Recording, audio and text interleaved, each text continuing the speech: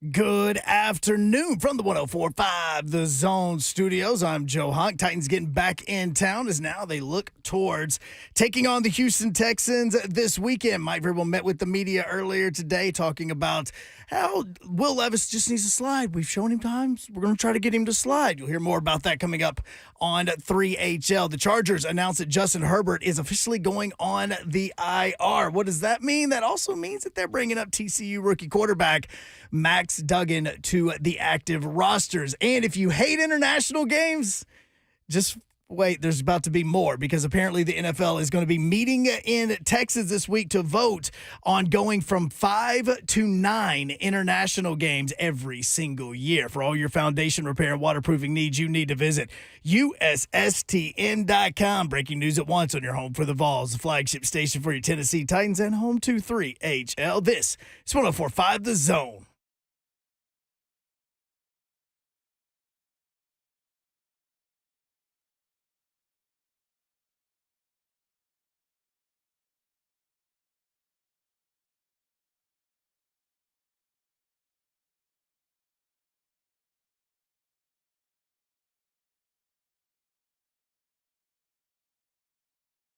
Yo, what up, Nashville? 3HL is on the air. Bridgewater with you on a beautiful winning Tuesday here in the Music City. Tuesday. How about that, Dawn Davenport? I am shocked.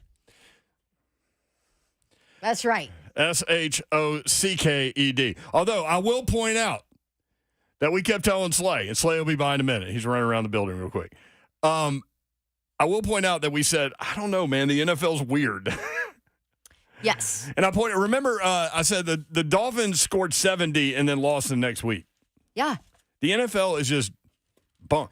I brought up Chicago. Chicago beat Detroit. That's why you played the game. Yeah. Didn't see it coming. Nope. I did end up betting it, and it had gone down to 13.5, which made me nervous because they took that 14-point lead. Yeah. The Dolphins. But, man, what an effort by the Two-Tone Blue. That was incredible. 3HL, a winning Tuesday. Presented by Spring Hill Heating and Cooling. SpringHillAC.com is the website. You need to get that HVAC unit in check before we hit the winter time full bore. You can also watch the show, YouTube, Facebook Live, and Twitch. Twitch, please. The F&M Bank Chat is open. And people are commenting in the chat that Jeff Fisher nailed it. He sure did. He said yesterday. Well, do you have it? Do you have what Jeff Fisher said? Not yet. Oh, okay, not yet. I didn't hear you say that. Sorry. But he called it. He came on yesterday to remember Frank Wycheck, which Kevin Dyson will do at 4 o'clock. So we'll run through like their relationship as Titans teammates and off the field as well. Talk about the Music City Miracle with Dice. Kevin Dyson at 4 o'clock. The voice of the Titans, Mike Keith, at 4:20. Jim Wyatt at 3:20. But Jeff Fisher, coaches always kind of nothing's a given in the NFL, right? Yeah. I mean, they know it better than anyone. Yeah. This is what Jeff Fisher had to say when we asked him, what do you think about the Titans-Dolphins game coming up? I will tell you this: I wouldn't want to play the Titans right now, only because it's just they just got something about them. You're gonna whatever happens tonight, watch and see the trouble that Miami's going to have next week, because it's going to be a physical contest. Mike, they've had plenty of time to get this thing together. Miami's going to check out their punt protection. There's no doubt. They're probably going to rush them the first 2 times they punt and to get the punt protection checked out. But beyond that, there's some plays to be made out there, and obviously they got to keep the ball, and that's a big challenge right now with the offense and the young quarterback, who in my mind is very, very promising. So I think I wouldn't want to play the Titans right now. So how about he said that, and I was like, okay. Well, when he said it, I told Zeph, I said, go ahead and pull that, in his ear while we were still doing the show. I said, go ahead and pull that just in case. I didn't see it coming either. I mean, who would? Who would, honestly? If you're breaking this game down for what it's worth, that was the biggest upset in the NFL this season, 13.5 points. That was the largest upset in the season. And add in no Big Jeff. Add in no Christian Fulton. That's what that's what irritates me. What? All right. So you get the national guys talking, and they immediately start defending Miami. Well, they were without 3 of their offensive linemen. Okay. You want to go down the Tennessee Titan injury list? Yeah. And the people they're having to play on the offensive line? You want to do that? No, they don't want to do that. Because Miami's a darling team. Miami would have been the number 1 seed. They would have been the number 1 seed had they won if the playoffs ended or began today. Oops. 28-27. To your point, that's why you play the game. Yep. He mentioned time of possession. Miami controlled time of possession, 32-24 to 27-36, but that's not bad for the Titans. And here's the other thing. The Titans muffed a punt, threw a pick 6, had a fumble inside the 10-yard line. Miami scored 21 Fumbled that pitch. Yep. Yeah. Miami scored 21 points with a total of 19 yards on those 3 things. The Titans play a clean game, which they're not very good overall, so they don't play clean games typically. Right. But Which is usually what comes back to bite them. If they would have played a clean game, they would have run Miami on Monday Night Football in Miami. And here's the takeaway, and we were all texting throughout the game. But the takeaway... There's a couple of takeaways. There's so many, but I think this is the most important for the franchise big picture moving forward, is win or lose yesterday, if they complete the comeback or if Miami goes down, kicks field goal and wins, whatever.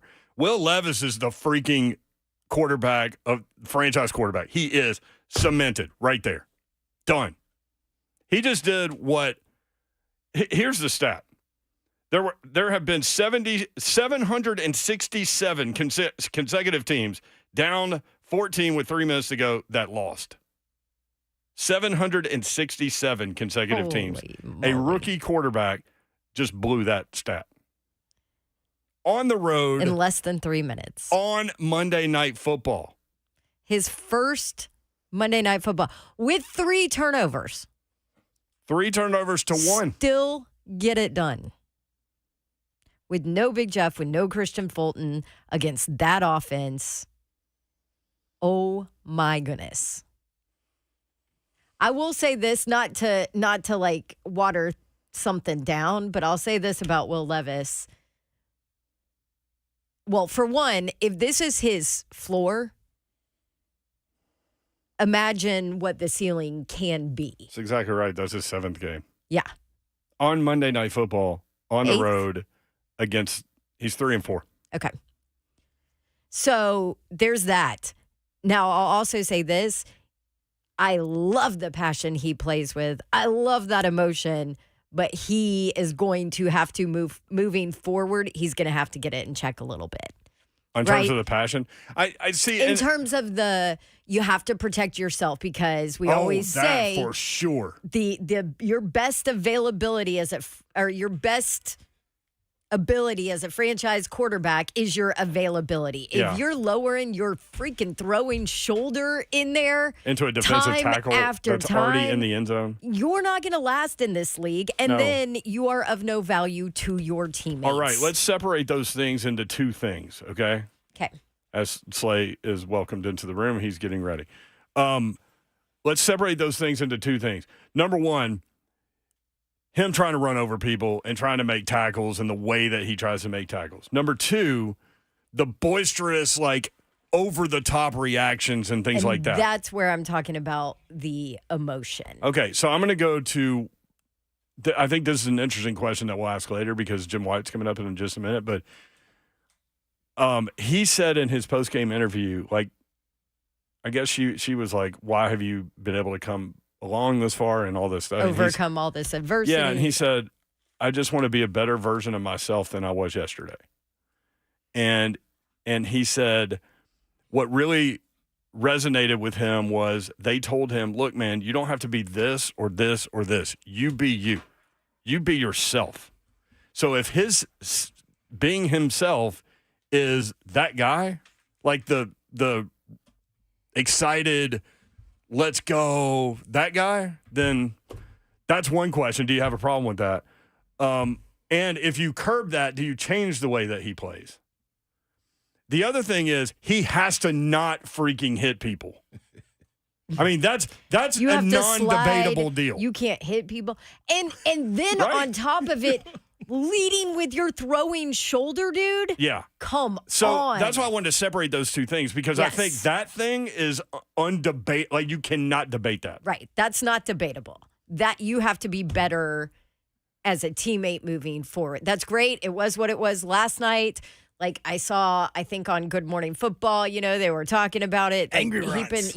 Angry runs, heaping praise on him. But that has to stop. Because what's weird? Josh Allen does the same thing. I mean, And he still they're does it. Like big quarterbacks. Like they can't get him to not do that. They're big, durable quarterbacks, Yeah. But But he the can't keep doing emotion that. part, Yeah. that's where it's going to come back to bite him at some point if he doesn't get it in check. And I kind of feel like a jerk talking about it right now after last night's big win and what he did. Because also I love that part of his game, right? I love that passion. I love that emotion. But at some point, you're going to have to step it back a little bit because it will come back to bite you at some point I when think you're that's a too fair emotional. point. But I hesitate because Because you I'm think the that kind of that's guy- what fuels him. I'm the kind of guy that like I want you to be you. Whatever you think the best version of you is, that's what's going to get the best out of you. I understand what you're saying, but I haven't gotten there yet because of just that thought process I have. Right. Slay, what's up? How are you? I What's thought happening? about it. I thought about it last night watching. Did you? I said you were running around the building seeing people. I was. I'm in the building. Oh. Sorry, I He killed didn't that. take the ball and run with it. So I just said, yeah. He did it. Oh man. Yeah, man. I think so to y'all point, yes, you got to taper that back, but to how much? Right, because you don't want to kill the dude within the dude. You know what I'm saying? And you don't want to. You don't want a robot out there. Well, maybe you do. Some people do. Some people want Ryan Tannehill out there. You know I what don't I mean? want a robot. No, I don't That want doesn't I don't react. want a robot. I want what you. Yeah, I know. I want reaction, but there's a happy medium here. Okay. But you gotta understand. But how do you too, explain that to him? You can't. It's You growth. can't. You can't. It's I think growth. it's maturity. Yeah, That's what all it is. So you let it happen naturally, right? Yeah, but you gotta continue to show him successful, especially in the off seasons when he's adding stuff to his game. Successful guys that have been able to play at that type of Lamar Jackson. You know what I mean? Like Josh Allen, even Pat Mahomes. Like, what are you scrambling for? Scrambling for a hero play to set the tone? Or are you scrambling to keep your guys alive? Yeah. And make sure you stay out of trouble? Because it's totally different. That low on the shoulder stuff, that's dangerous. But That's a I whole love- separate thing. Like he cannot do that. as a vet, though, sitting back, I love it. And I'm sitting there like, hey, man, hold up, dog. Like, we got to play some more games. And I mean, this ain't the stay in the moment. This is all the marbles in one bowl. This ain't what that is. Did it dog. feel like that they kind of made this into their Super Bowl? I kind of was thinking that as I was watching the game. I think it's They so poured many. a lot into that game. It's so many young guys. Yeah. And that's what young guys do. It's a maturity thing. So That's part exactly of Will what it is. Levis probably is like I've grown up wanting to play the game of football. I want to be a quarterback. Here's where I am. I'm finally here. And watching Monday Night Football and the enormity of that, and then understanding like what we're doing on Monday Night Football, like could get to a younger player. I think you're right. I think it comes through maturity. But man, I kind of like him being him. The Titans have never had a quarterback that is like this, like emotional, like let's go, get out of my effing way. Like you know what I mean? Like they've never had that guy that's like outwardly that way. There's not a ton of them in the league. There you go. All right, more Titans talk throughout the show. Titans win 28-27, winning Tuesday here on 3HL. That is very true. Jim Wyatt next on 104.5 The Zone.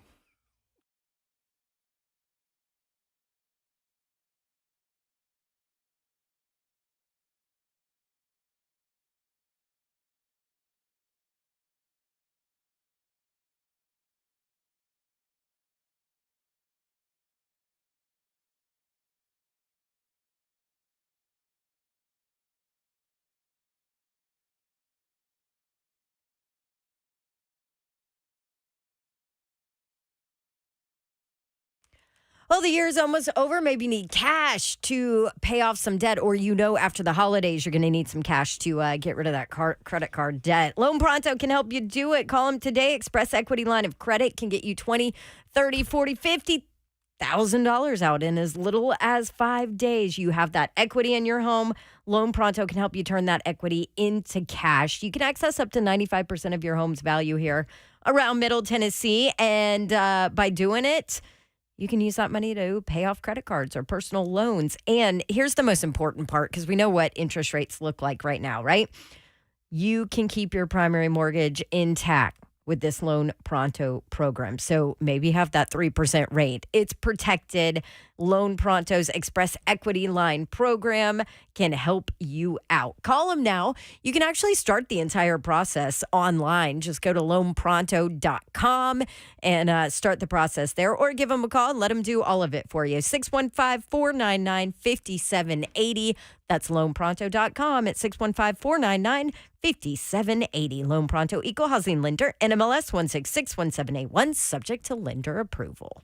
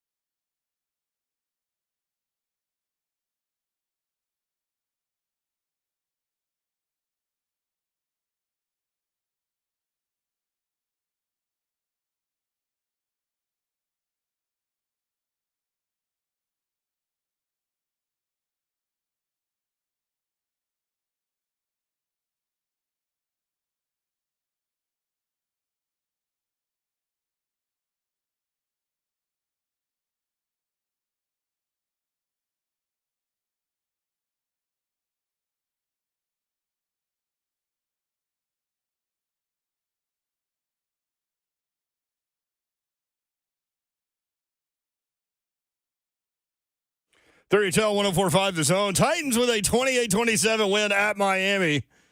It is a winning Tuesday here. Let's go. It's also Tupac Tuesday. Oh, It's also 3-6 Mafia Tuesday. it's a mixture though. Because Yeah. it's victory. Like we don't It's never all really have kinds of victories things. on Tuesday. Tuesday. Remember, there were a couple stats I threw out. Well, there were a bunch of them yesterday. One of which was the Miami Dolphins had held 5 consecutive opponents to less than 300 total yards of offense. The Tennessee Titans ran 68 plays for 403 yards. They also held Sam Howell, who led the NFL in passing going into a career-low 127 yards passing. Will Levis, rookie quarterback in his 7th game, 23 of 38, 327 yards, a touchdown, and an interception. Wow. And was in complete control out there. Baldy's breakdowns again on Twitter. Look good. I saw those I saw you two said. chatting pregame too. He rolled Baldy and Levis. Yeah. he rolled through 5 plays where he moved around the pocket like an aged vet. He's got it. He's got it. I mean, now there were the bad moments. Of course. Oh yeah, to start it off.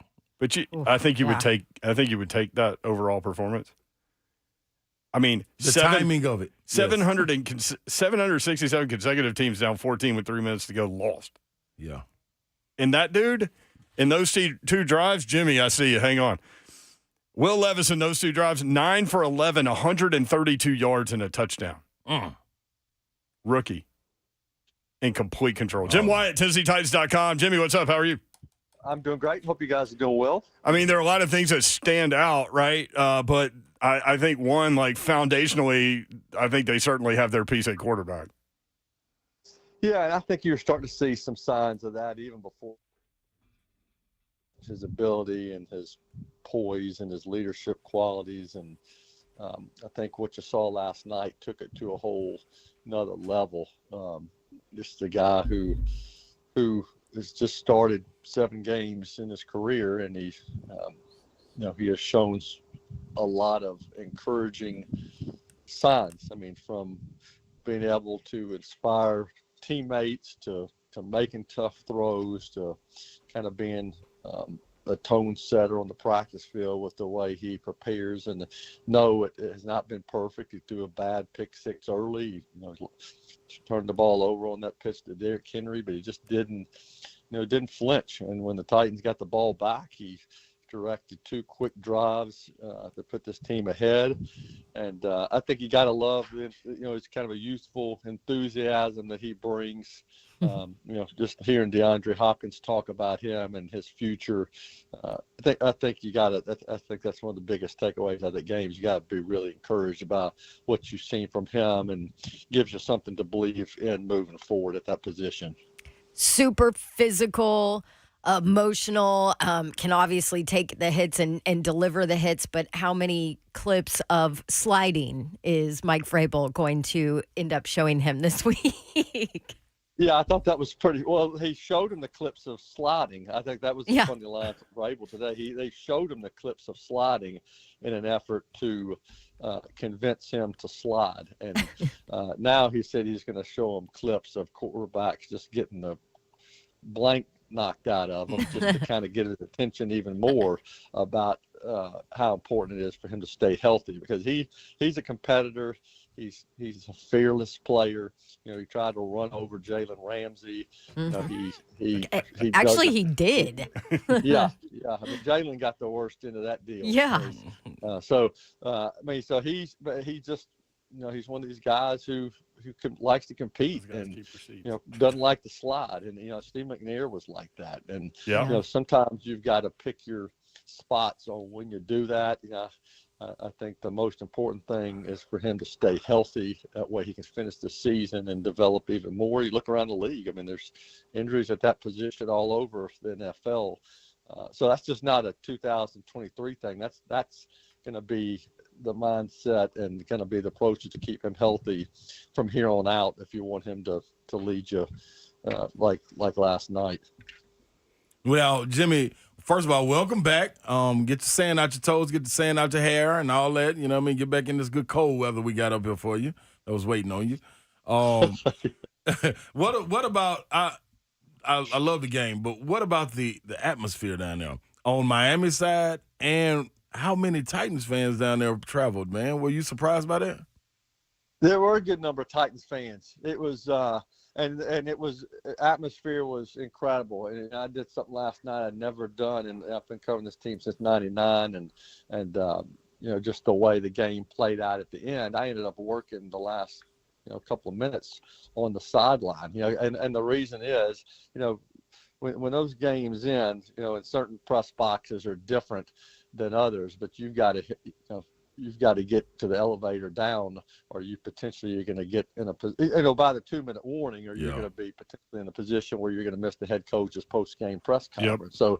So when the Titans were when things were kind of unraveling there, and I think we all felt like how we knew how this game was going to go, I headed down, sat it right outside the Titans locker room and started trying to work on my game story, try to file pretty much after the game's over with. And the Titans scored so quickly that I'm thinking, okay, the Titans have a chance in this game. So I packed my bag up and took my computer out to the field and found a trash can on the sideline and kind of put my laptop on top of the trash can and kind of worked from there in the last couple of minutes. So like the crowd was behind me, there were Titans fans behind me, Dolphins fan behind me, so I was truly in the middle of it as I was working, and people were shocked. I mean, I think Titans fans were going crazy, and then Dolphins fans were just, a lot of them just stood there after the game almost in disbelief about what had happened. So it was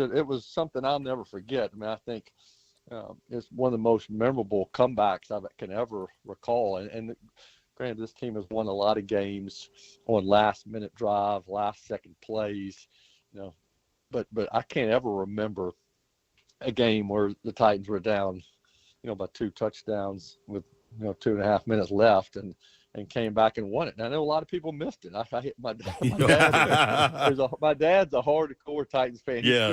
He's 86 years old. He turned 86 over the weekend. He's still going to games with his buddy Ed Yarbrough in a wheelchair. He goes every Sunday. And I think last night when it was 27-13, he headed for the bed. And I talked to him this morning, and he was, we started talking about my trip and what time I got back, and he was telling me, how proud he was of the team playing so hard and playing with such effort, and it was just a shame they made those mistakes at the end that cost him. And I said, well, I don't know how to break this to you, Dad, but the Titans won that game last night.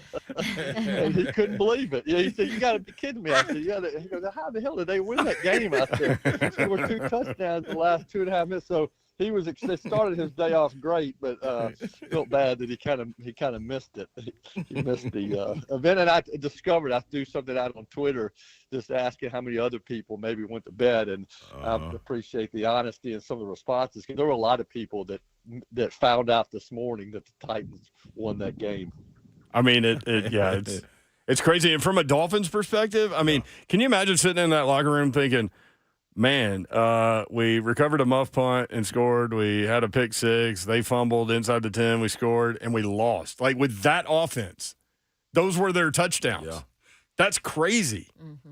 Yeah, it was crazy. I mean, from their standpoint, I'm sure they're probably thinking, how did they lose that game? But I think from the Titans' perspective, that game went exactly like you wanted it to, from being more physical to controlling the clock to kind of turning it into a street fight, and then to have it 13-13 late and just make 2 bad mistakes and come off the rails. And it was going to be an unfortunate way to lose it, but to go down to a couple of touchdowns and then figure out a way to get off the mat and come back and win, it was really pretty remarkable. Jimmy, you've covered a lot of Titans football and seen a lot of football in general. Have you remember seeing 2 weeks so chaotic like this, in a win and a loss, one being on the road with a win and then losing the way they did at home? Yeah, it's crazy. It's just emotional highs and lows in the NFL. I can't recall a bigger swing in things. So, it's unfortunate that, the season's, kind of running out. There's only a handful of games left, because I feel like this is a game that you can really build some momentum on moving forward. And you still can do that, but I think you got to be realistic about what's ahead of you in the playoff chase. And but you got to keep winning and playing well, and then kind of building more momentum going into next year. Can watch the show live, YouTube, Facebook Live, and Twitch. Twitch, please. Evident Bank Chat is open. Marshall writes, death taxes and the Titans running over Jalen Ramsey. Yeah, Jalen did get he definitely, and Jalen's a tough competitor. Yeah. Oh, heck yeah. Great player. Great dude, too. Yeah, he really is. But, yeah, he has been on he's on the bad end of a Derrick Henry play many years ago down in Jacksonville. And Jalen just kind of got his, I think he went low, and Will just kind of went through him. Ran right through him. Yeah. Slade and I kind of talked, I guess, on mic while you and Don were talking. But the thing about trying to run over defenders is, man, even if you do it, they keep receipts, man. I like you and like all of us in this room, like know former players that will tell you exactly who got them and how they got them back.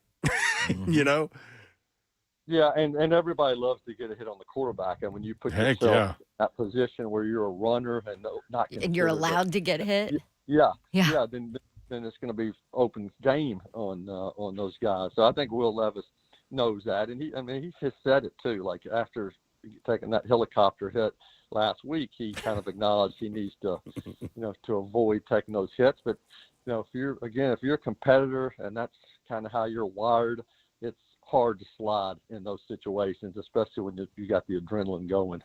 How about Tyjae Spears, Jim? 118 total yards, 89 receiving yards. A beautiful catch. He ends up fumbling, but a dime of a throw, but a great catch, too, down the sideline. Just a really nice game from Spears. Yeah, and certainly a great 1-2 punch with him and Derrick Henry. He has fit in well nicely to the role that they've created for him. He adds another dimension to this offense. He's such a likable young man, and I thought it was really funny. And I didn't see this until a lot of stuff when you're at the game and trying to work after it, you miss some of the stuff that happens. But I thought it was really funny when Levis was doing the post-game interview and Tyjae just kind of came up to him, tapping him on the arm to try to get his attention, and then Levis noticed him and gave him a big hug. I mean, he's an easy guy to befriend and root for, and he loves playing. I mean, Derrick Henry loves him as a sidekick as well. Jim Wyatt with us, TennesseeTitans.com. Sad news, obviously, over the weekend. Read your piece for sure on TennesseeTitans.com. Frank Wycheck passing away at the age of 52.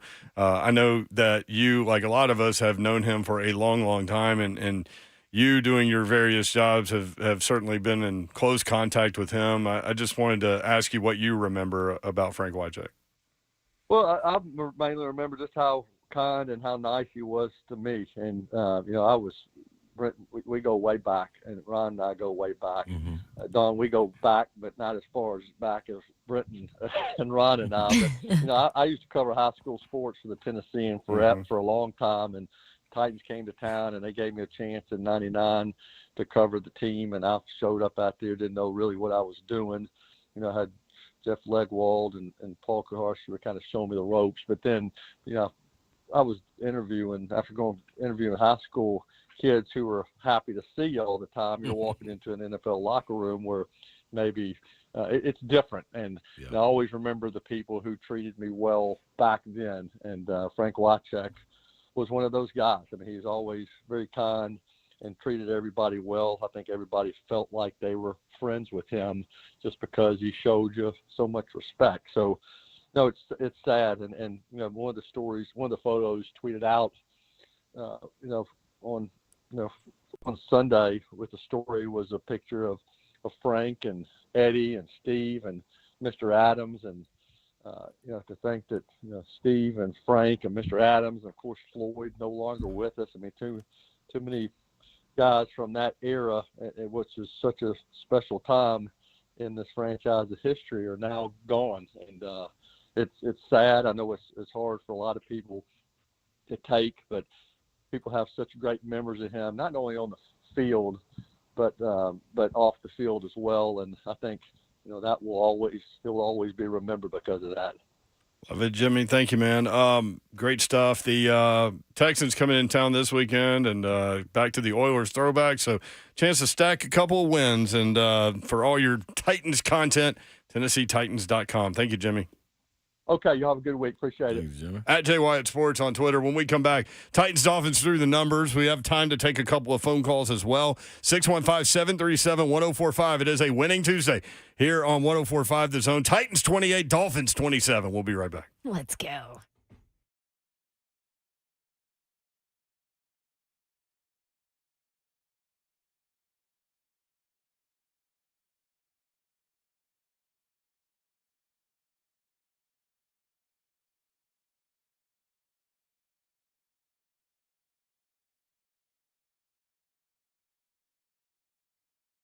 What's happening, y'all? This is Ron Slay, and I am talking to you about holistic stem cell therapy. I'm diving into this, reason being because my knee was hurting, man. This is real simple. My shoulder was hurting. Hip was hurting. Babs was up here trying to sign us up for marathons. I couldn't do that, man. I'm trying to run a 40. I couldn't do that, man. But now I'm about ready to get to it, man. Spring is right around the corner, and that's why I went on in there and had me a consultation with Dr. Kellum. 615-850-4415 is how you sign up now. 615-850-4415. Get you a consultation and talk to the man directly. Staff is incredible. You walk in, and I'm telling you right then and there, you're greeted with so much grace, and it's like, oh, man, I'm glad to be here. Then you get in there with Dr. Kellum, and it's so relatable. It's not real live doctor talk. It's real person-to-person talk where you can understand it. KellumStemCellInstitute.com. Find out what the holistic stem cell therapy is all about and how your cells can help your body. It's your solution.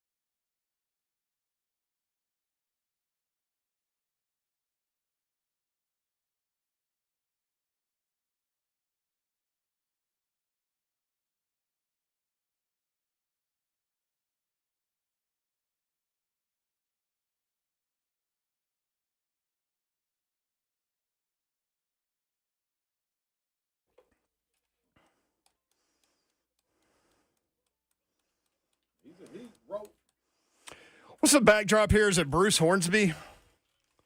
Hunk, do you remember? I do not, but I'm on top of that. Yeah, look it up. I think it is. Tupac Tuesday here on 3HL. How about that? Titans with the win, 28-27. And guess what? We were looking for hope all week. And all we could come up with, me and Don, all we could come up with, hey, man, NFL's crazy. Yes. Chicago beat Detroit. Dolphins score 70, lose the next week. Like, NFL's crazy. Why you play the game? It made zero sense to me. Titans have that one game every single year. Gosh, I mean. They really do. That's a Vrabel special. But you know what? I got a announcement. Uh-oh. Oh. Announcements presented by your mama now. Yeah, man. Oh, it's not Unk down the street? Unk down the street That's is shout-outs. shout-outs. Yeah, Okay. you know what? This is Your kind of mom a and shout out. This kind of a shout Okay, out. you want to include Unk? I don't know if Unk and your mom and them get along real well, but maybe they do. I think it was early in the day. It's not to get to arguing at night. When Unc get fried. Before the liquid. Yeah, Unc get fried is over. You gotta put Unc out. Hey man, listen. I was looking for the bus going down that way, the Hope bus, and couldn't I forgot find about it. the Hope bus. Yeah, man. Yeah. I guess the Hope bus went off and left me, and they made a trip down to Miami, Florida. 305. It was live and direct down there, and a question was asked. Okay, Babsy. Okay, I understand who's out. Big Jeff Byard's gone. Your number one corner, Fortson's out. Like, you got a lot of missing pieces. Long Jr. on the other side. I know you got guys, but who's going to make a play? I need to know who's going to make a play. And so, to that point, there's barbecue sauce all over this crow. And the 15 and a half that I said Miami was going to cover, did not cover. And this right here, people, is where I want to go. The question was posed, who's going to make a play? So I first and foremost got to give a shout-out. I know the offense, it looks pretty. We done talked about Will Levis. But, man, listen here. Marlon Davidson, JoJo Damon, Chris Moore, offense, based on special teams. Tier Tart, Eric Guerra, Rashad Weaver, Jaleel Turn on the Tape Johnson. We said he would make a play, didn't we? He made a play immediately. Kyle Pecco, who limped off. Yeah. Danico Autry. Arden, where is my luggage key? Amani Hooker.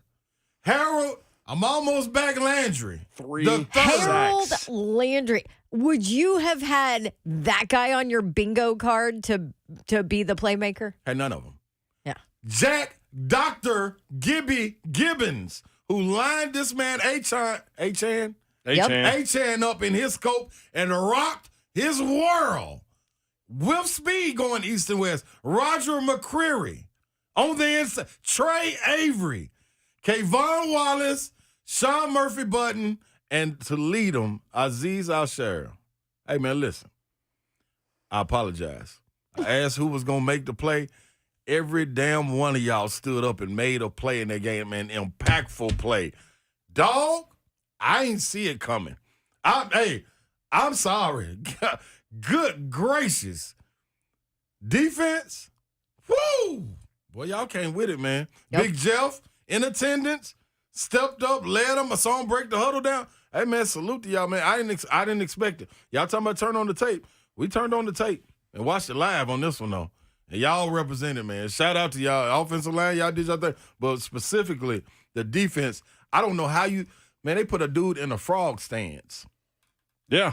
Tyreek Hill went into a frog stance and didn't frog her across the street. They call it crouching dragon. Like, he does it all the time. Yeah. Like, it's so weird. Well, they say if you frog it, jump. He didn't jump. So that didn't work. And of course the injuries and all that, but hey, man, when you talk about injuries, the Titans are the last ones to stand up and say something about an injury. They're going to beat you with, I almost said some crazy. They're going to beat you with or without guys. It don't even matter. So, hey, dog, salute to that defense, man. Y'all hush me up. That was respect, man. I think you shut a lot of people up, and me being one of them, dog. I had no way where y'all gonna go down that road and get that dub. Nobody did. If you look at that game from an analytical perspective, except and he said it'll be close. Yeah, and he said no matter what happens, they'll feel it and watch what happens to Miami next week. And he did. Physical. Their offense legit scored 6 points. That was, hey, man. I mean, legit. On plays where they didn't have the ball inside the 10-yard line to start the drive, they scored 6 That was points. impressive, man. That was impressive. They did that. You know what they did? They did that umbrella, the cover 2, but basically an umbrella defense, which is what the Patriots did to the Dolphins at the beginning of the season. And the Dolphins still won, but their offense was held in check. Yep. I remember watching that game. So I wonder if those two staffs talked. even if they didn't, they're gonna find out what They'll works anyway. see the tape. Yeah. they're gonna You can find see out the what works tape, anyway. but it would be easy for one guy to have a conversation with another guy about that. True. But man, good. Hey, man, But that Tua just defense looked is serious. confused, man. And frustrated. Them folks breathing on them. I'm like, listen, if I'm sitting here doing this show and somebody back here breathing on my neck, I'm gonna be uncomfortable too. Hey, get up off well, me. and then Tyreek injury, but then he makes it back. And God, is it a more valuable player to their team than Tyreek Hill? I mean, besides Tua. True, because somebody got to get it to him. Yeah. Here's the thing, Like though. that dude, like when he brought to that team, when he came back in, it was like, look at this energy. Remember one thing that we talked about yesterday was that this is the 3rd game in a row where this offensive line has started together. And do wondered, we see a difference? yeah, and they're not. We they're did. Not, they're not great by any stretch of the imagination, and they're really not that good either. But they're not a sieve where Levis has to.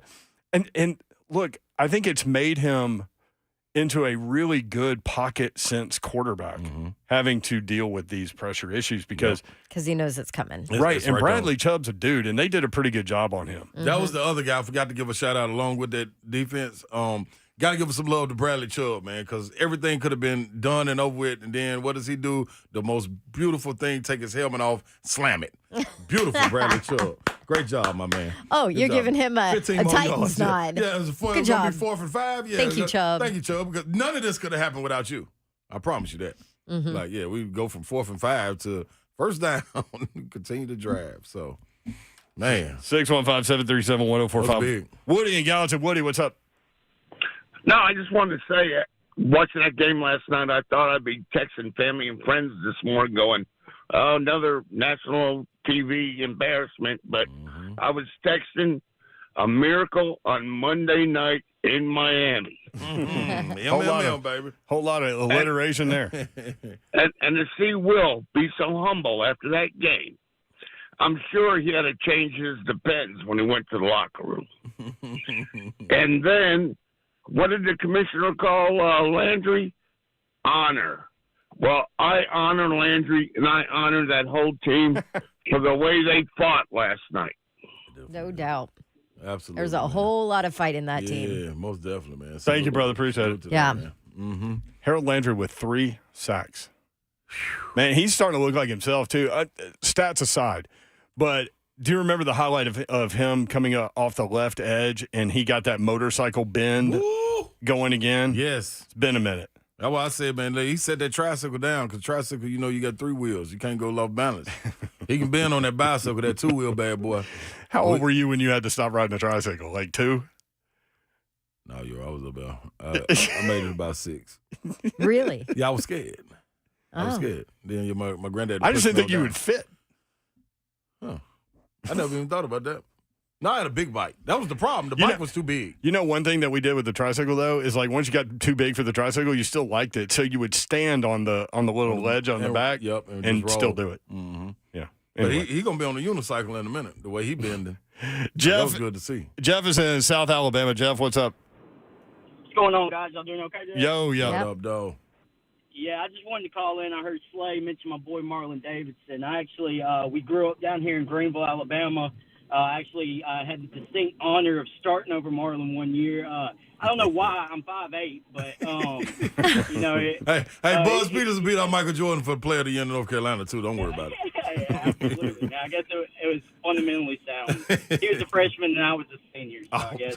Okay. But want to give a shout out to my guy. You know, his career didn't start out the way he really wanted to in the NFL, but perseverance is a mofo. Yeah. So we're down here watching him in South Alabama, real proud of him, and happy he's with my Titans, man. Real happy he's with my Titans. Man, salute. That man. is Appreciate awesome. it, bro. Dope right there, man. I think that's big time right there, man. Woo, and you look. That's the thing about it, and see, that's where the uncertainty was for me. It was so many young guys, and that goes back to the point about Levis. That energy that you see coming over to the sideline, the vets are sitting back like, hey, man, we got a little while to go. But then you look at the young guys, and it's contagious. And I think it looks like because they don't know any better. Don't know no better, Babsy. Mm-hmm. And it looks like that because it's a lot of young. We just talked about 2 weeks ago. We're the Titans, the only team that got all of the rookies playing. Yeah, and you saw it. And Look that's at why it looks like Tajay. that. Yeah, you got a rookie going to do the post game. You got another rookie running and jumping in his arms. Like, Yeah. Well, and it shows how This is tight the those two NFL, are, man. and that's the backfield moving forward. there you go. Yeah. I want Which is interesting. Give me more of that. So I like exciting. So You need that. remember yesterday I said Will Levis is 7th in the NFL since taking over the starting role. Yeah. That was at the time 6 games ago. At 11.8 yards per completion, he was number 7 in the NFL, number 1 in the AFC. You know what he was last night? What? 14.2. Wow. You want to know something else? What? 23 completions, 16 for first downs. They had that ice in his veins. They had 16 passing first downs. Tua had 9. Wow. See, and 403 total yards. The Dolphins had held the previous 5 opponents to less than 300. Shane's talking so much about Levis, but you can't overlook that offensive You can't. line. You gotta give them their can't props. overlook that, Nope. them taking a monster step forward. And that's what all the And his playmakers around him. Yeah. D-Hop. You talked about that yesterday. D-Hop being this old, a vet like this, and still big in the impact of greatness. He, depending on what happens with Will Levis, like moving forward, but this is one that he's going to look back at and say, that dude helped to make me the quarterback I am today. Yep. And all kinds of great grabs all over the place. DeAndre Hopkins with a huge game. We'll talk about that later. I just saw across the ticker there, Riley Leonard, Duke quarterback to Notre Dame. We thought that was happening. Interesting.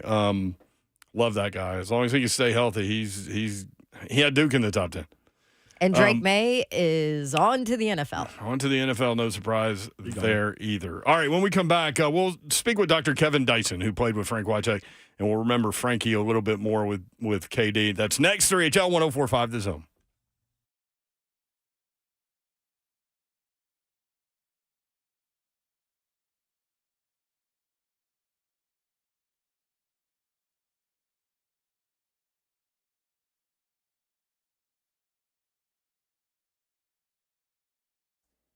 Go up to Dodge Chrysler Jeep Ram. That's where you need to go to get that next new vehicle, whether you're looking for a new car, truck, SUV, or Jeep. Maybe you want to go the pre-owned route. Either way, they can help you out. And you can start online while you pretend to work. GuptonMotors.com is the website. All of the dealership information is there.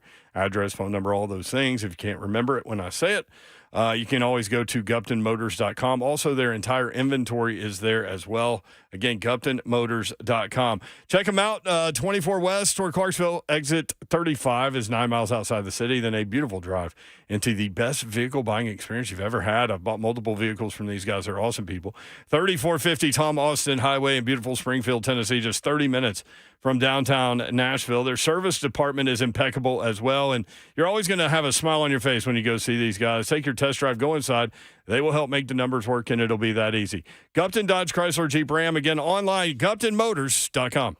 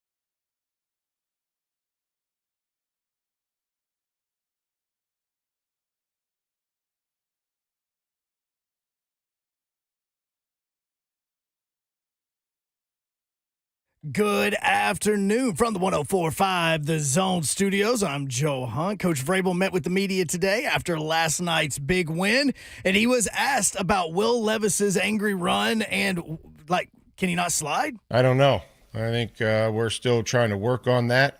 We showed him examples of quarterbacks sliding and using the rules to their advantage. I guess we'll have to show him examples of quarterbacks not sliding and getting the dish knocked out of them. So we're going to try the other way this week. And Josh Dobbs is officially benched. The Vikings just announced that Nick Mullins will be the starting quarterback for Week 15. For all your foundation repair and waterproofing needs, you need to visit USSTN.com. Breaking news at once on your home for the Vols, the flagship station for your Tennessee Titans, as well as home to 3HL. This is 104.5 The Zone.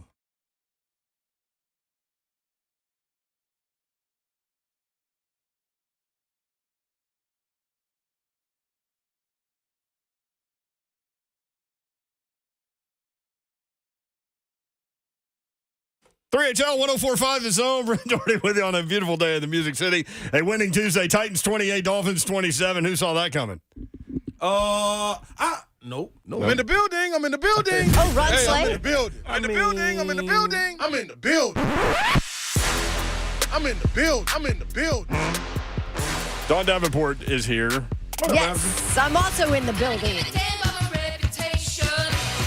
Let's go. I mean, Happy winning Tuesday to ya. Don and I couched it a little bit like, well, the NFL's weird.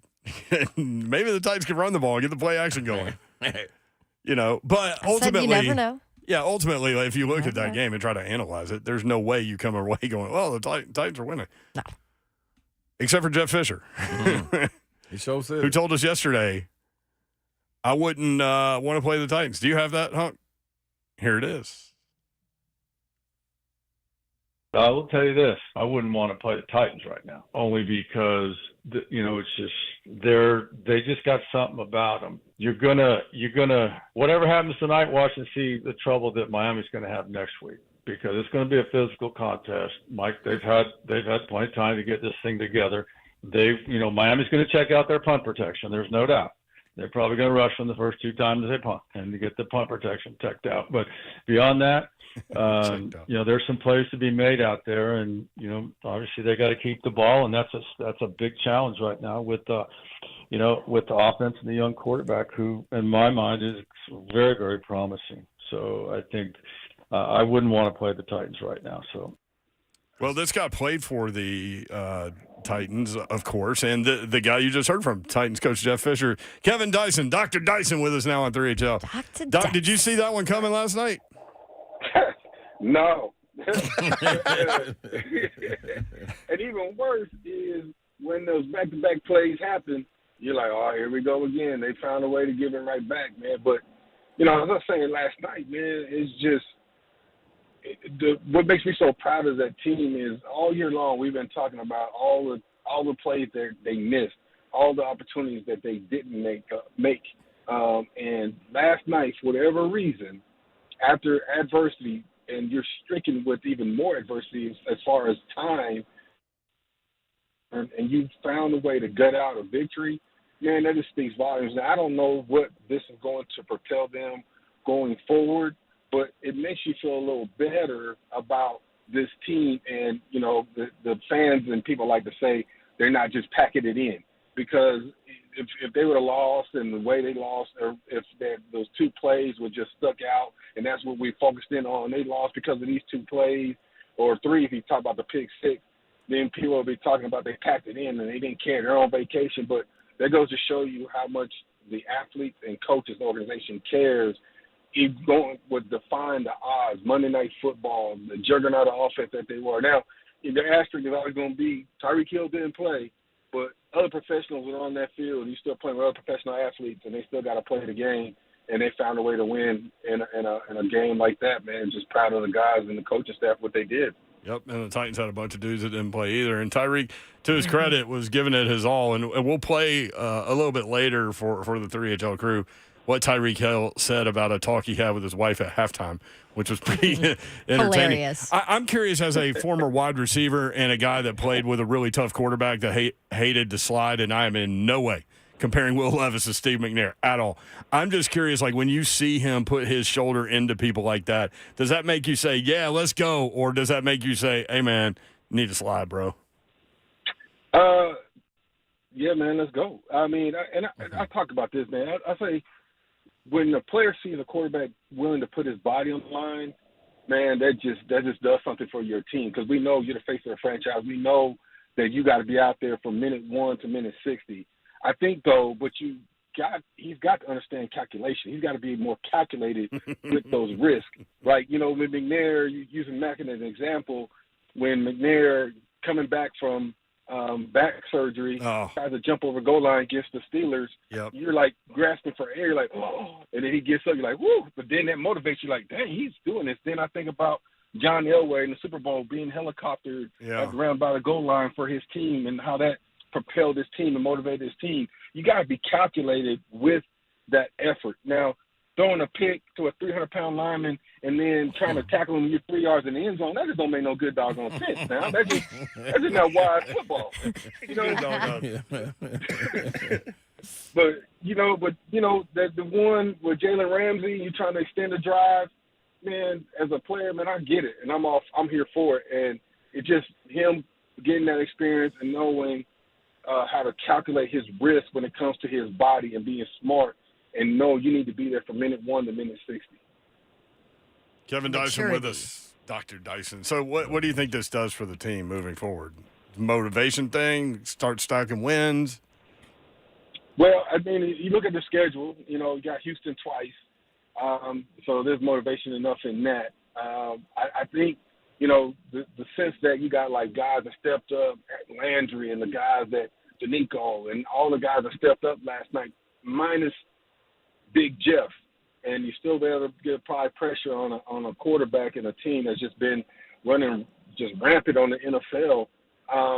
You hope that they can continue that same energy. Now, everybody I've told y'all this before, matchups make a lot of games, and it depends on how they line up and how they match up. Houston is playing well. We'll see what Stroud does as far as the concussion protocol, but I with them strictly right there in the middle of this playoff race, I truly expect him to play.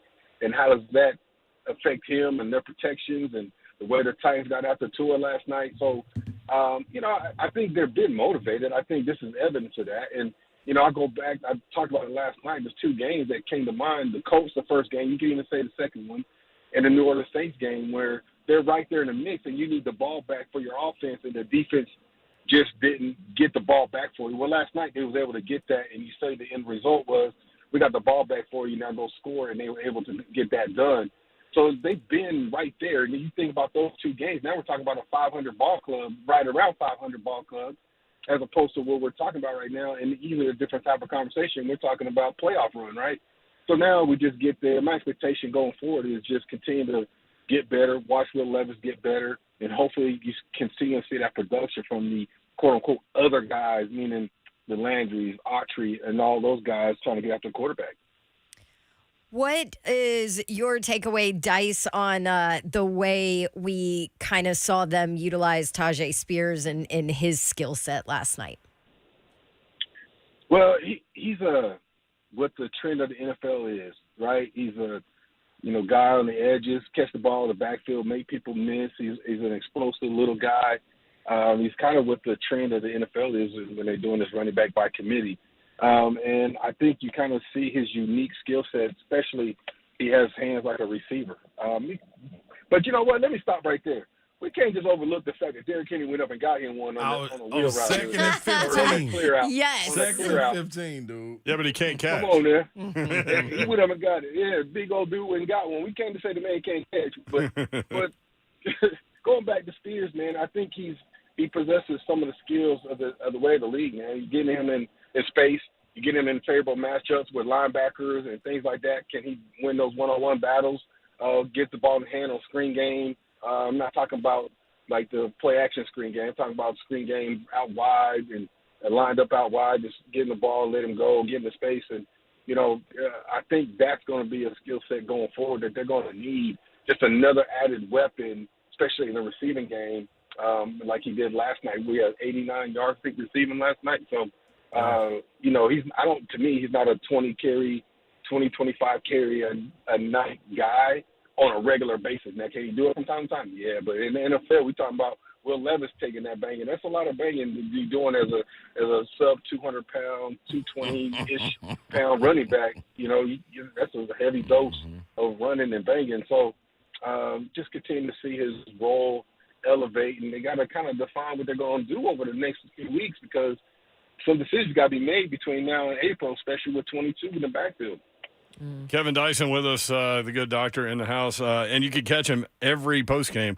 Titans Talk Back after every Titans game. Kevin Dyson's got you there breaking it down. Real quick, sad news over the weekend. Your former teammate Frank Wycheck obviously passing away. Wanted to get a little remembrance from you about a really great football player and a great dude too. Yeah, man. Over the years, as a young guy, you look up to certain players, and Frankie was one of those guys. Man, him and Eddie, people don't even realize it. Like on the opposite side of the ball, especially being a young guy, they were two of my biggest advocates. Of coming in, being drafted before Moss and all the things. They were the two in my ear all the time. Like, man, we need you. You can do it. Like that's sort of advocating for me and my ability and what they saw in me. And him and Eddie were two of the biggest on the offensive side of the ball that were like that.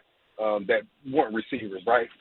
And I just used to watch this man, how he prepared, his rapport with Steve, how he got open, how he used his body, set up routes, and I learned a lot. And I was able to give him his flowers for that years ago. And I'm happy I did get the opportunity, but my frustration and my guilt comes from, I knew the man was going through whatever he was going through, and that's not my business to tell everything he was going through, and that's whatever. But beside that, man, knowing that he was going through something, I took a back seat. I reached out from time to time, and just took no response as okay, but he'll respond when he's good and ready. And I just never was persistent enough to be like, man, how you doing? How you doing, my brother? That kind of thing. And so that's something I've been cycling through the last couple of days, man. Just what could I have done different to say, check on a friend, a teammate, and we talk about sport and like going to battle and war, and it's similar in a lot of respects, right? Because it means that much to an athlete, especially in team sports, as you trying to win, and you've been sweating and banging and breaking fingers and knees and all these things with one another, and you go in and with that same common goal, and you at the end of it, and then the whispers, the cheering is done and gone, and all you have left is those memories of getting in that huddle and trying to win a game. And we're talking about football specifically, man, and to not be able to share those moments with Frank anymore. I was talking about it earlier, and man, trying not to get choked up. But as I talked about earlier, with the opportunity to share about the Music Miracle, I'll never get to share that with him again. We've only got to do it like 3 times in 24 years, and just to know that I'll never be able to share that moment with him again, and not just me and him. It's me, him, Lowe, and all the other guys that are on that field, man. Just the opportunity is just never going to be there again, and it's interesting, man. You Google his name, my picture comes up right next to it, and it's just I'm always going to be bound to that dude, man, and I hate it for him, his family. I hate it for everybody that was impacted by him. So many people at the studio, so many people in that organization, man, they're impacted by this, man. He's such a good dude. And we lost 4 people from that roster. Yeah. A lot of people don't even recognize. I know Steve and Frank, but Josh Evans recently and Rodney Thomas before him, and all of those guys are big-time contributors, big-time starters for that team, and they're gone. And, tomorrow's never promised to any of us, man, and we forget, and that's my guilt for, like, I know that. No, tomorrow's not promised, and I never had the opportunity to share that with a friend again. And I just told Eddie, I told B-Hop, man, like, yeah, y'all the tie that binds us, man. Y'all were the leaders of that team. A young guy like myself, my second year, 23, 24 years old, and we look to y'all for leadership, and here we are again, man, looking to y'all for leadership, and we just got to do better of make sure we stay connected. If it's just shooting a text to somebody, man, to say how you doing and just thinking about you, if it's just that much, that's what we got to do. Whether they respond or not, they give you the generic response or not, of I'm cool. I'm all right. How are you? Whatever, man. Just let them know you out there. And I didn't, and that's something I've just been thinking about the last couple of days and trying to do better with as I go forward. Kevin, giving people a lot to think about there, man. I appreciate the openness and the honesty, and I think we all kind of share that view with regard to Frank. What's interesting about him is even if you did reach out, he wouldn't reach back a lot of times, and he would do it on his own terms, and in his own way. But man, you're so right about that. Tomorrow not promised, man. Yeah, man. And I think about the last time I did it, and then find out the number had been changed, and I just took it for he'll reach back out. He always did, and a few people were able to get back in touch with him and have some conversations with him, man, and that gives you peace knowing that that he wasn't completely recluse and avoiding everybody, man. But again, it's not my place to speak on anything that man was going through, but a lot of people watch that sport, that gladiator sport, and like I said before, it's probably the ultimate team sport, but it's all team sports, and y'all can empathize with this. But you think about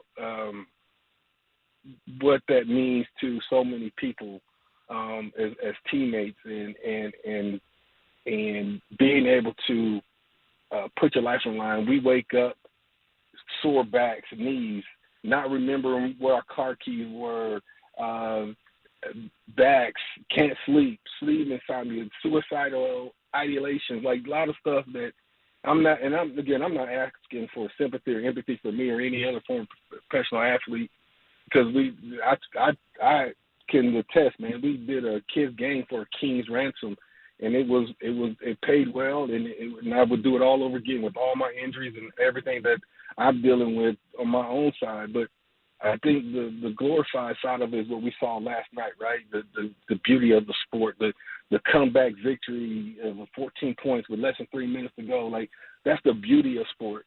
The other side of that is the other side that we don't talk about, we don't see, and that is where we sometimes lose sight of. And there's gentlemen aside that I know of and have dealt with that again have passed away, that no longer can have those moments and memories, but we tend to forget that fact that people are dealing with stuff, dealing with a lot of stuff, and sometimes, man, transition is hard, and some of us do it better than others, and the only thing we can do, man, is try to be better tomorrow than we were today, and hopefully we get the opportunity to wake up. And if you do get the opportunity to wake up the next day, man, hopefully you do better the next time. And if you don't, pull your pants up, try it again if you're fortunate enough to get another one. And, and that's kind of where I'm at, man. I've made a lot of mistakes along the way, and I'm trying to, I'm with young minds, and I do radio, and I do a lot of things, and I do busy, and I neglect, I forget, I don't text, I don't do some of the things because life gets in the way. But, at the end of the day, man, it's trying to be better one day to the next, and hopefully we don't forget that with Frank's passing. Sometimes stuff like this has a way of making you reflect, and that's just kind of where I've been the last couple of days. So many words to live by, Dice, man. Thank you for pouring your heart into this conversation. Dice. And here's the thing, and you and I have talked about this, and I believe in this fully. There are so many people listening right now, and you have no idea what people are going through that needed to hear the words that just came out of your heart and your soul.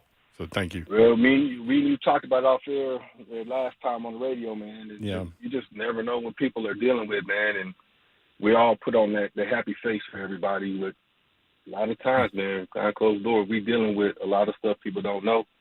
And just as long as we have grace, man, grace and mercy, we'll be all right, Grace and mercy. Thank you, Kev, man. Yeah, no doubt. All right, Kevin Dyson, Dr. Kevin Dyson, Titans Talk back after every Titans game. Voice of the Titans, Mike Keith, next on 104.5 The Zone.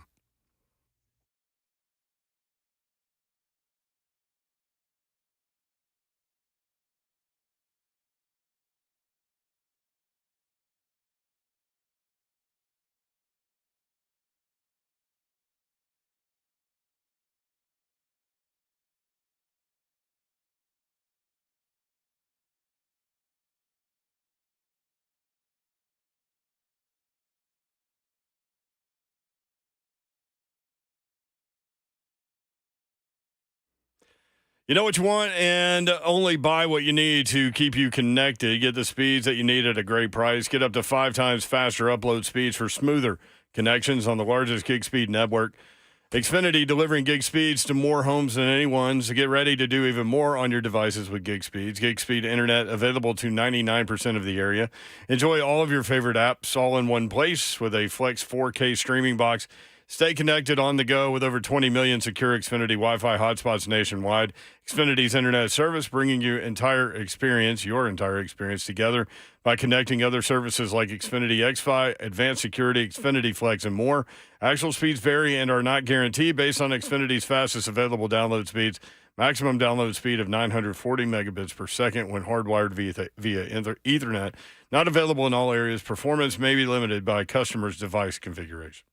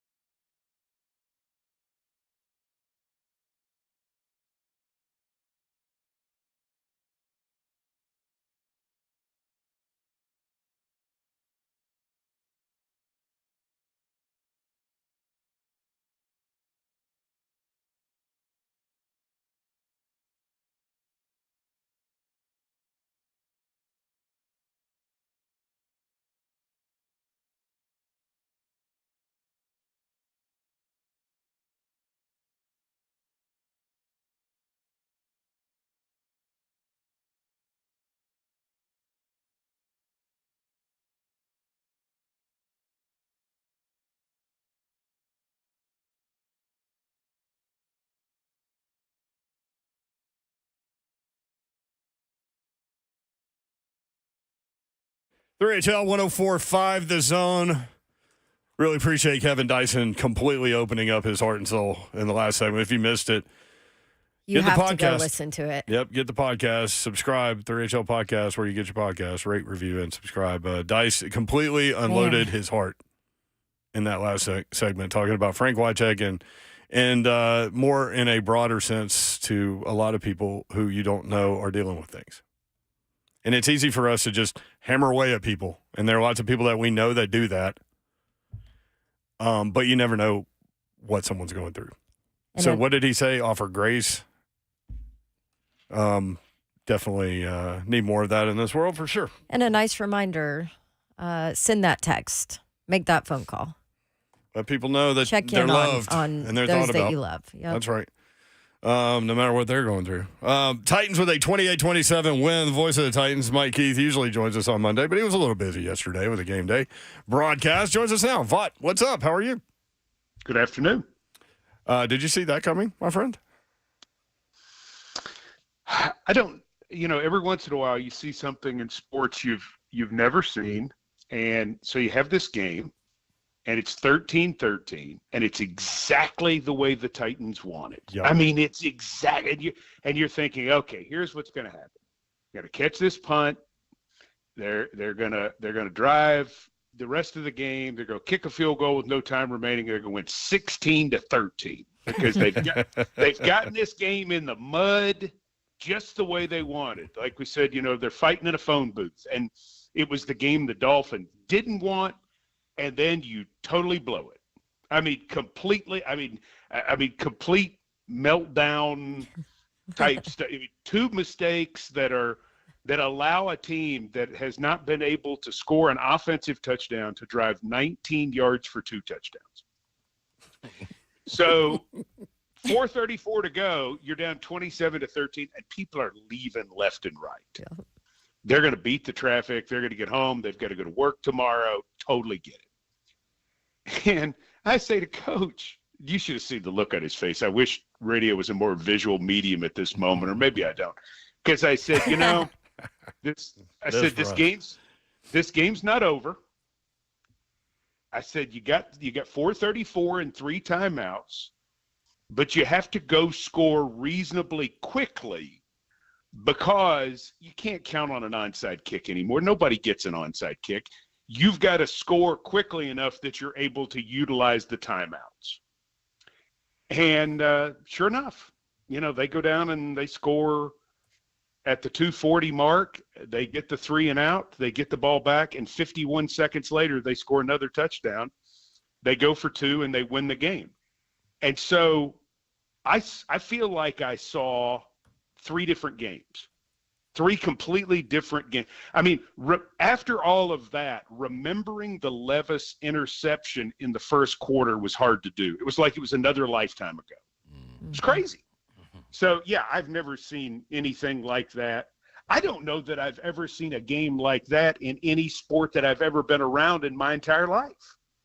I mean, I've seen unusual things, but I've never seen a team just blow it and then all of a sudden come back and win it that way. I mean, you don't blow a game late and then come back and win it. Right. But they did. Like if we'd have talked yesterday and I would have told you, look, man, Titans are going to throw a pick six. They're going to muff a fumble where the Dolphins start inside the 10, and they're going to fumble a pitch inside the 10. They start another drive there. I mean, you'd think they lost 60-0. I would have thought it would have been a score that was widely separated. Yes. Yes. But they found a way, and man, the guttiness of so many guys contributed. Obviously, the face of that comeback belongs to Will Levis, Mike, in those last 2 drives, 9 for 11, 132 yards and a touchdown. Just phenomenal stuff from a guy in his 7th game playing on the road against one of the best teams in the NFL on Monday Night Football. Had first rookie quarterback in NFL history to throw for 300 yards on Monday Night Football. And to see what he was able to do was very special. I think the mistake that people are kind of making, though, is they see the last shot of him on the sidelines where he becomes the Incredible Hulk, and it's a great shot. and it's who he is, and I love it, and I love that about him. But that's not who he was on the field during all of that. He looked like a Peyton Manning or an Aaron Rodgers or a Brock Purdy or he looked like a guy who was dealing. And that's what an NFL quarterback's supposed to look like. Now, you go to the sidelines after you've done the work, and you can take a bench and break it, or whatever you want to do. I mean, good for you. But I mean, the poise that he shows and the even-tempered nature of what he's doing, I think is what is, I don't want to say most impressive, but is right at the top of the list of the impressive things that we're seeing from him. He kept his poise after he threw this pick six. Mm-hmm. He kept his poise after the bad pitch. He kept his poise after the first touchdown in the fourth quarter. And I mean, he just looks like a guy. And you'll take your chances with where that's going to go. Listen, it doesn't mean that you have 100% answer to your questions, but at least you're starting to get that leaning in a way that you say, this is really worth putting the time and investment into potentially making your quarterback for, you would hope, a long time to come. Mike, I thought you saw it with the team in general, and also something that I was taken back a little bit by. I'm not sure if you got to see it from your point of view, but looking at the coaches on the sideline, not only was Will Levis and the players celebrating, but during that run, you could see the emotion from the coaches, and I don't remember seeing Tim Kelly that emotional. I forgot his name, the new appointed special teams coach. Quinn. Him, Shane Bowen, even Vrabel after the first quarter. Even you saw Vrabel start going back into his bend over, grab knees pose. That to me, he's super engaged when that's going on. So I thought it was a trickle down effect of everyone, so many people putting in on this, just like, man, we need to get this one. Whatever it takes, right? Whatever's going on, we got to get this one. Well, they did a lot of good things in the Indianapolis game. Mm-hmm. A lot of good things. Mm-hmm. And I think, Vrabel is so good at – and I said it on your show last week. I thought it would be hard to come back from that game. Mm-hmm. I thought that would leave a mark. I was very worried because they poured so much into that game, and they had a great shot to win it, and they didn't win it. And instead, they did what Vrabel said – staying plugged in that way, they built on the good. They built on the good from the performance in the game against Indianapolis. Mm-hmm. They scored 28 points in 2 games in a row. Yep. They've run the ball 71 times combined in the 2 games, and that's a good thing for them. Mm-hmm. The protection's getting better, not perfect, but it's getting better. Defense keeping people out of the end zone for the most part, mm-hmm. Making people drive it. I mean, all of the things that he's been discussing. And I think the reaction of the coaches comes too from the reaction of the players based on the fact that they know the other side is giving all they have and they're responding. And mm-hmm. when you get that sort of bridge together, that's a very good thing. Also, watching Vrabel, Do you feel like, me watching it, I feel like this situation, this season, especially these last 2 games, with all of the rookies that are playing, he's learning how to be more patient. Mm-hmm. I think back to last year and the year before last, special teams taking place, Kyle Phillips fumbling on the punt returns, giving an opportunity to Mason Kinsey to come back in there and get a chance. Like, he was so quick to pull him. For him to tap Eric Guerra on the shoulder pad and y'all, they put him back in here like, hey, man, we riding with you. To show that confidence within the players and to show the patience. You didn't see the expression on his face of frustration. It was like, hey, man, we're here. Like, it can't get no worse than this. Let's go get it, y'all. Come on. Well, and I think he's getting some confidence in those guys, too. Okay. But I think you're right. I think he has learned how to coach this football team because this is a vastly different situation. than any situation that he's been in. Yeah. He had winning teams all the way through. You know, he kind of got off to a bumpy start in 19. They changed quarterbacks. They got everything fixed. But, you know, he's never coached a team that started off 4-8 and that was potentially out of the playoff race in December and that was playing this many rookies. Mm-hmm. I said it on the air last night. Playing this many rookies is not the recipe for wild success in the NFL. Yeah. It's just not. But it's a transition year. That's what it's become. Had everything gone perfectly for this football team, they would probably be, you know, in that playoff mix, maybe 8-5, 7-6, 8-5. But because it didn't, here they are. They're 5-8, and yet they've got to continue to build on something down the stretch. And, you know, if you could get one this weekend against Houston, who's got some bumps and bruises, then you have another team coming in here across the country who has a bunch of bumps and bruises. Well, then all of a sudden you're saying, we can end this season with some real momentum.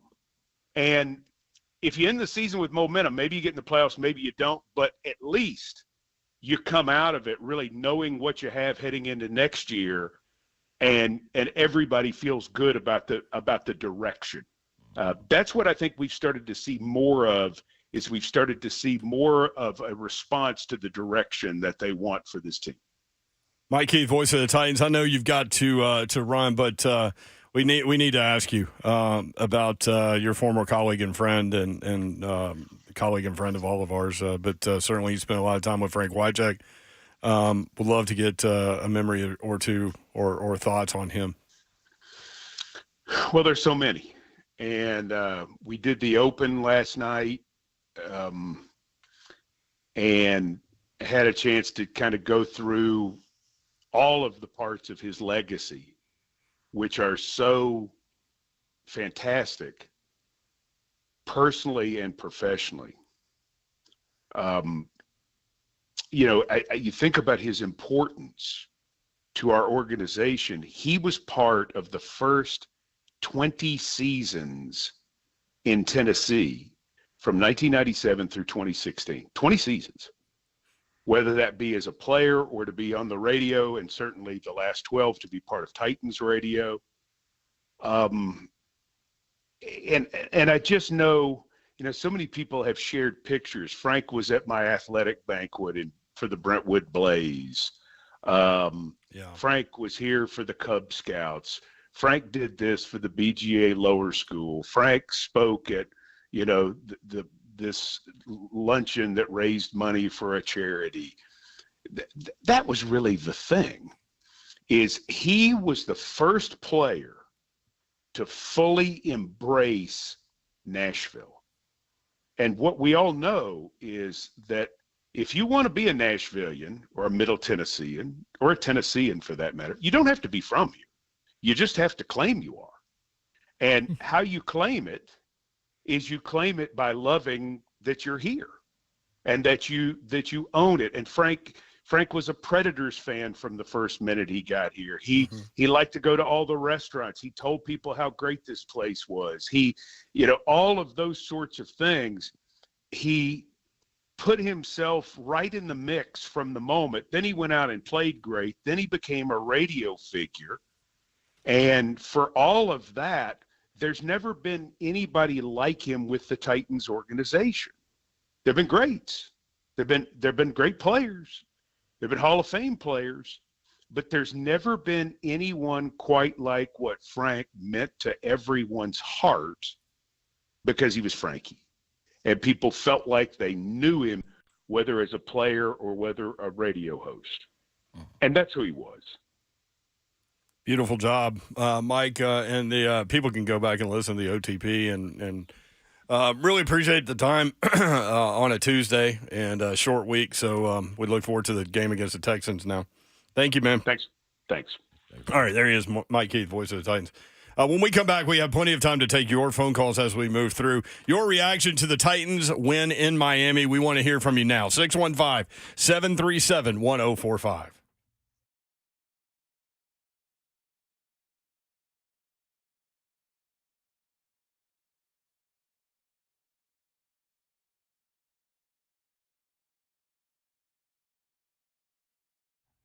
What's happening, good people? Ron Slay here, man. Tornado relief is up and alive right here on Zone TV. So go in there, hit the QR code, man, and help out if you can. If you know somebody, give them a shout, give them a prayer, do anything, man. I say all that to say Cove Generators also has portable generators that can be on hand. So give them a shout and be prepared for when storms come.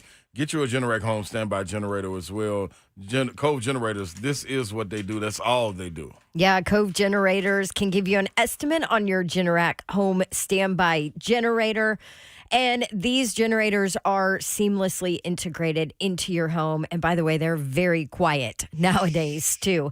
When your power goes off the grid, your home is still protected. We've been talking about storms and losing power, and Cove Generators is a company here in town that can make sure that your family is set and that you are ready for it. Call Cove Generators to get your premier Generac home standby generator. Call them today at 931-559-3311, covegenerators.com. Stay connected to it all.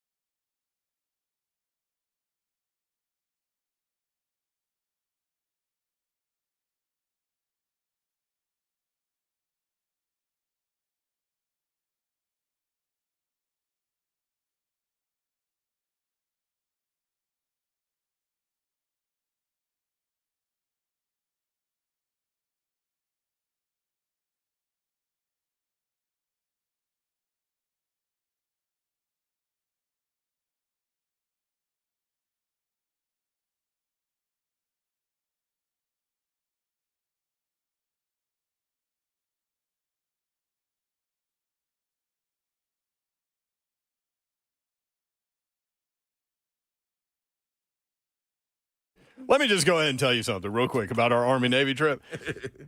How do Patriots fans do it? I think they could design the way out of that stadium and into that stadium because they know the Patriots win all of their games. Now they don't. So people are going to be pissed getting out of that place. Yep. So getting out of there from the Army-Navy game are not ones you want pissy. No, so there's like a 5-lane road going out one way. That's the only way out.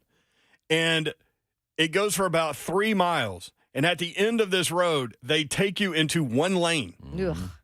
So it was just gridlock forever. I don't know how they do it, man. It stinks. Plus, I mean, just living up there. It's cold and people are pissed off all the time. And Gray. People are mean. Yep. Don't pet the horse. Cops don't want you to touch the horses. Yeah. I saw that road. I had flashbacks. Did you? Yes. Did you see the horse? I didn't see any horses. Oh, I saw on the Army sideline, they have a horse. I didn't try to touch They it. did have a horse. Yeah, they with did. an A on them. Did you touch it? Oh, no. No with the Army horse. don't touch the horse. I ain't messing with no Yeah, horses. Army horse, ready. We did see the Bill the Goat thing. They've got 2 of them. Yes. 2 Bill the Goats. And the Bill the Goats. One's bigger than the other. They look like they had taken Dramamine. Like they were not excited this time. And they were standing like head to back, like, and so like one of the goats had his head rested on the other goat's back, like taking a nap. Oh, they were chill. I'm listening right here. Which I get because I thought about it. I was like, man, this is kind of weird. And then I looked and I thought, well, I mean, you know, it's really soft. It's almost like you're laying on a blanket. Yeah, it's kind of smart. That's what I would do. The weather was great. Wasn't cold. Next time we saw him, I'm just lay my head on your little shoulder. And you know who we saw immediately when we got on the sideline when I found Slay? Is Brian Jones from CBS. BJ, horns down. He immediately comes up to Slay. That's right. Oh, man. That was a fun trip. Oh, we're breaking already? Yep. Come on, Hunt. Let's get one phone call in here. Riley in Wisconsin. Riley, what's up? On me, Hunt. Riley. Can you hear me? Yeah, there Hi, you are. gotcha. What up? There it is. How you guys doing on this Victory Tuesday? Oh, we're great, dude. Hey, man, I appreciate you reading my comment exactly how I meant it last night. Slay Dog, my brother in football and my brother in basketball. Bro, Talk when to we me, are baby. doing pregame, you cannot be this thing. We need our hype man. We need Slay Dog. All right. I told the brother Savage this morning that if anyone deserved to come on, man, it was you. Because you Doubting Thomas. We don't need a Doubting Thomas. We need our hype man for the pregame because we already know that it might be bad. So we got to be excited for something. See, now that's a valid point. I got get the hype man thing, but I want to address one of your little issues there. People getting mad that we didn't pick the Titans, okay? If we pick the Titans 17 weeks in a row, I mean, how much credibility do we have? Exactly. Oh, no. Don't get me wrong. You guys as broadcasters, I totally get it 100%. Same thing I understood Buck's mention this morning about the commentating on ESPN, how they were constantly on the Dolphins side. I get it, right? Because there's an expectation, and I understand, like, how y'all work as far as, like, setting up schedule and knowing talking points and all this other stuff. So I respect it. But Slay Dog, we're so used to you being that guy, you know? We need you to be our Will Levis on the sideline in the fourth quarter. Let's go. We need you, sir. I tried to get it to y'all when we was going off the air, man. I love it, Riley. Thank you, brother. You did try. You did. After Jeff Fisher came on, you did try. Yeah, tried. Fish got it out of you. Yeah. All right. 5 o'clock hour coming up. We can take your phone calls. Your reaction. Titans win 28-27 against the Miami Dolphins. We want to hear from you. 615-737-1045.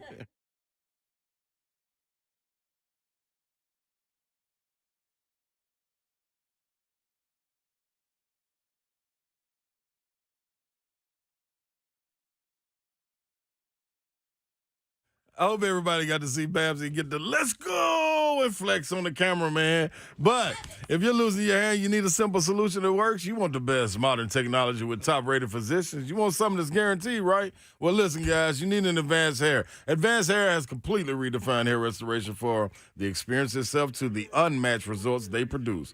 Receding hairline, bald spot, thinning hair, you can get all of them addressed. That's right, every single one, all with a simple one-day treatment in a calm, relaxed environment with the most experienced professionals. Advanced Hair has performed tens of thousands of breakthrough advanced FUE treatments, and get this, check it out now, your own natural hair begins to regrow the very next day. No one else in Nashville can offer the advanced FUE found at Advanced Hair, so fix your hair loss today. Start 'em with your free consultation. Do this and you'll get $500 off. If you move forward, call 629-348-HAIR. Refine your hairline with the team that's Redefined Hair Restoration. Don't forget, ask about that advanced hair guarantee. 629-348-HAIR or hit them up at advancedhair.com.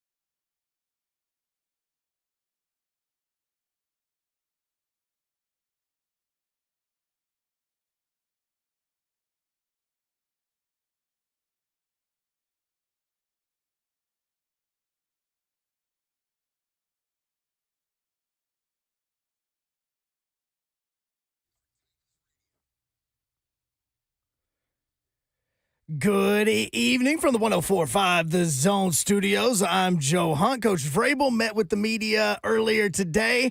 Also, players obviously had interviews on the field immediately following that Dolphins win for the Titans. That didn't even sound right. The win for the Titans against the Dolphins. How about we go with that?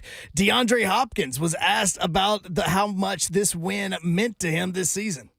Man, it feels great, especially all the people that didn't want me, all the teams that wrote me off, said I wasn't no good, said I can't go out there and get open, can't compete. It feels good, man. I play with a chip on my shoulder, especially when this all season seemed like everybody said, F you, it feels good to be able to show that I still got it. To me, I feel like I'm getting better, man.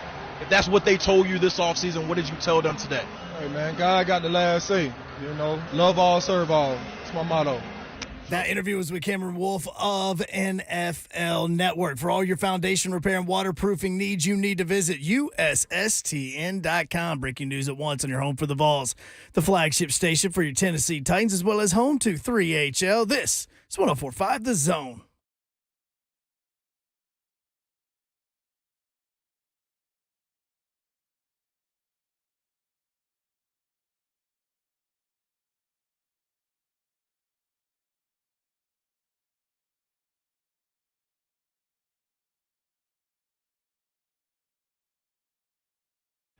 HL 104.5 The Zone. What up, Nashville? Brent Doherty with you on a Victory Tuesday in the Music City. Titans 28, Dolphins 27. Any of y'all see that coming? 615-737-1045. Want to get your reaction this hour.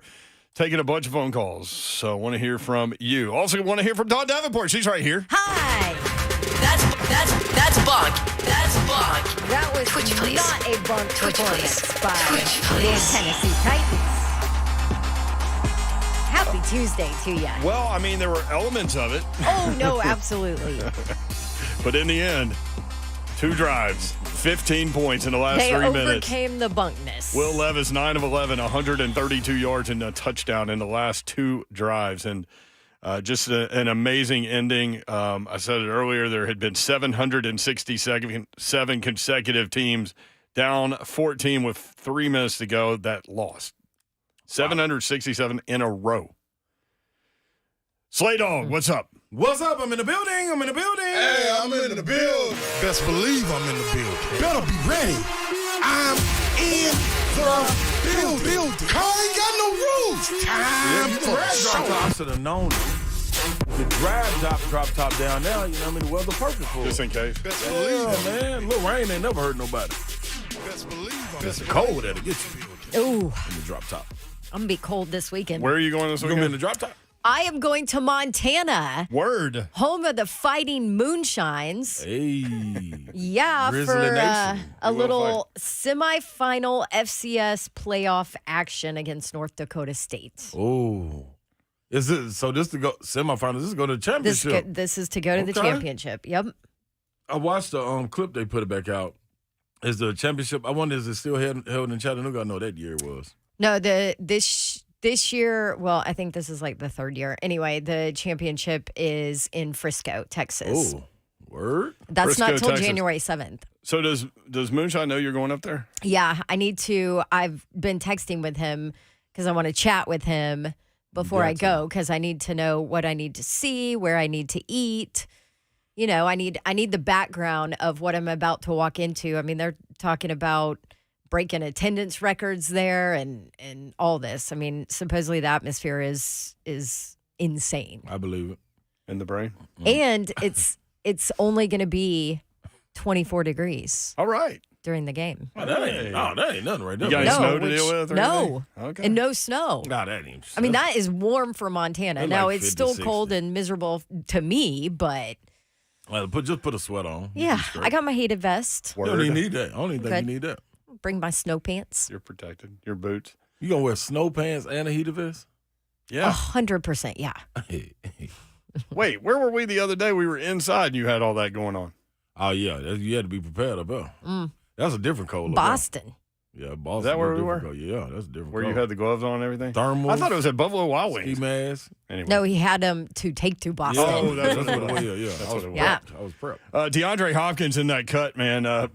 I mean, he basically went viewed all the people in the offseason. Yeah, what's up, y'all? What y'all talking about? That's what he want to know. 57 receptions, 898 yards, and 6 touchdowns so far this year. He had 7 for 124 and a touchdown. And, man, he was going out against really good cornerbacks last night and just gliding across the field. I don't know if that was something to see. If you're the Dolphins, how do you is it that much pride? Like, we're going to play him one-on-one and we just get lost in the shuffle, How you let that man just go berserk like that? Right, and they were moving him around, and Jalen Ramsey wasn't traveling with him, and they brought that up in the broadcast that they probably should in the last 2 drives. Well, they learned. But it's funny because the Dolphins just sat back in a zone and let everything go in front of them, gave them the sidelines and everything, thinking that Will Levis, a rookie quarterback, would make a mistake at some point, and he didn't. Well, because he did early in the game. Yeah. That was a weird play. That screen pass was a weird play because you would have thought that the offensive lineman, and I don't remember who it was, would have been locked up with that guy. But on the broadcast, they said it was a lazy rush. That's how, like, it was a lackluster rush from that player. Like, he didn't go all out. And it worked out for him. That's the only reason. That was the only reason he got that. Like, he was supposed to be upfield. Speaking of that, and this wasn't the case, but the 4th down play at the end, when Harold Landry got the sack, he wasn't getting up the field. Like, they had done a pretty good job of stoning him, so he just dropped back. Mm-hmm. And so Tua, pumped, and you could see Landry jump up, and then Tua came right to him. Yeah, hey, let me give you a hug. What's that mark at, that first down mark at? Oh, it's right there? Nah, so DeAndre Hopkins is on target for 1,144 yards receiving. It's been a minute since the Titans have had a 1,000-yard receiver. See, and so there are a couple people out there that, the guy in the offseason that was like, man, these veteran receivers that come in here never work out. And remember, we said, what does that guy have to do with this guy? Like, I get your point, right, for sure, but what does that have to do with DeAndre Hopkins?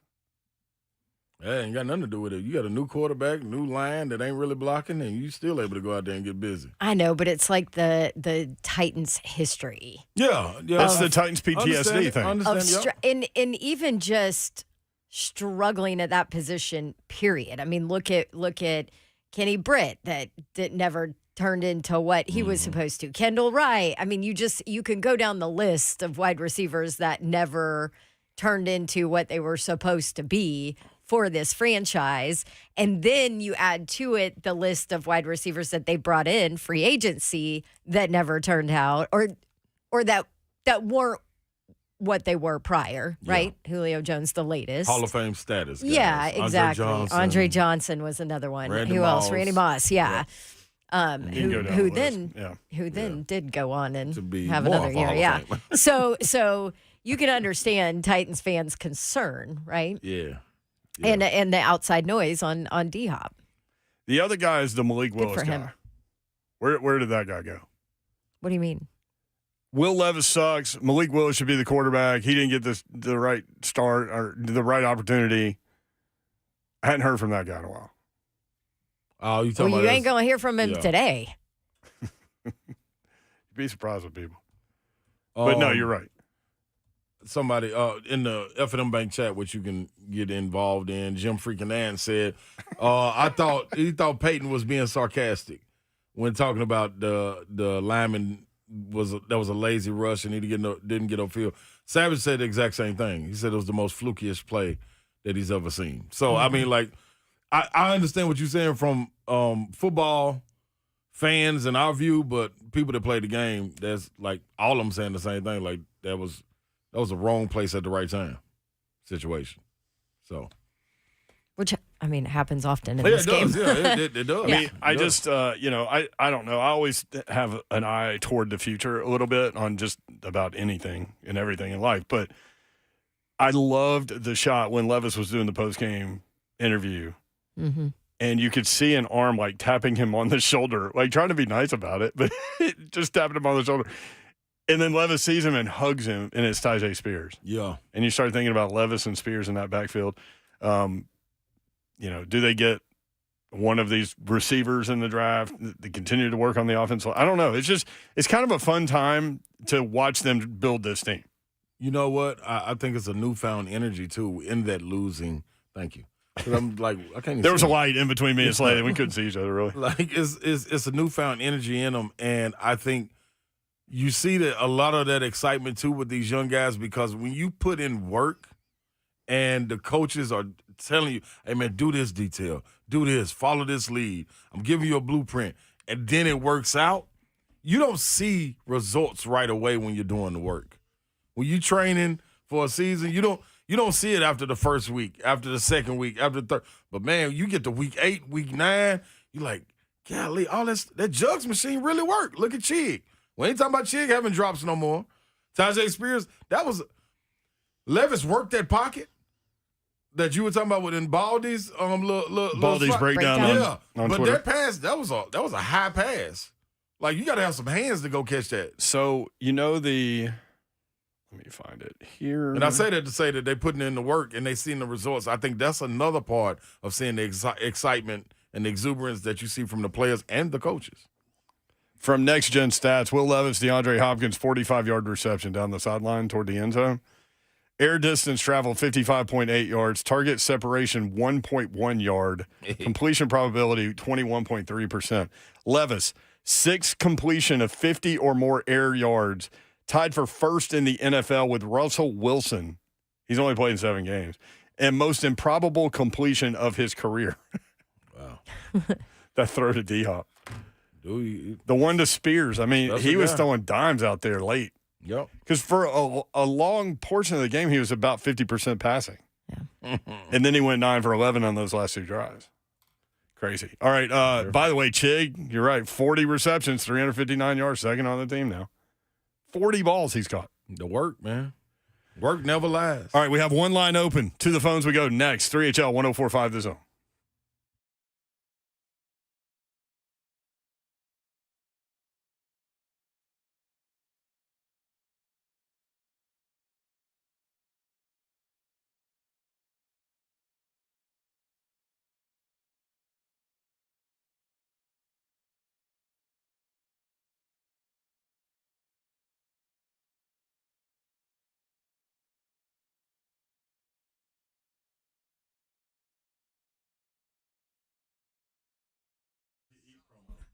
Pella Windows and Doors of Nashville. That's who you need to call if you need new windows or new doors. And a lot of you, maybe you're like me and you're thinking, that's the last thing I want to spend money on, but I really need new windows. Well, I did all the work for you because I'll be honest, it was the last thing I wanted to spend money on in my house and also my rental property, but I knew I had to do it. And I did all the research. I went through all these companies and I ended up finishing with Pella Windows and Doors of Nashville because I loved the entire process with them, where they came, looked at my windows, told me what I needed to do, showed me all about their windows, and then I did my own research and found that Pella Windows rated #1 by Nashville homeowners for numerous brands, numerous reasons: highest quality, innovation, #1 as the window brand. Leading window brand in Nashville. All of these based on a 2022 survey of leading window brands among homeowners. So that's why I went with Pella, and they are awesome. 50% off qualifying installations right now, and no money down, no interest, no payments for 12 months. Schedule your free consultation with Pella Windows and Doors of Nashville at PellaNashville.com.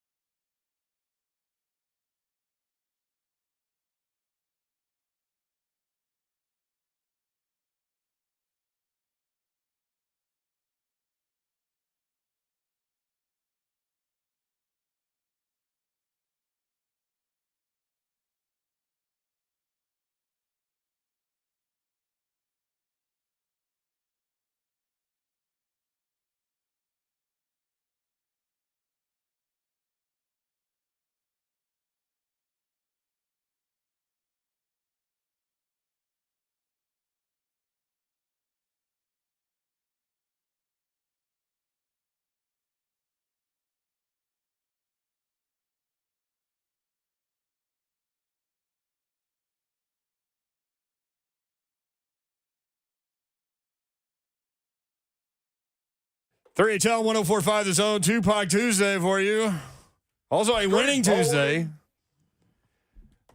A winning Tuesday here on The Zone. 3HL presented by Spring Hill Heating and Cooling, springhillac.com. Brent Doherty, Don Davenport, Ron Slay.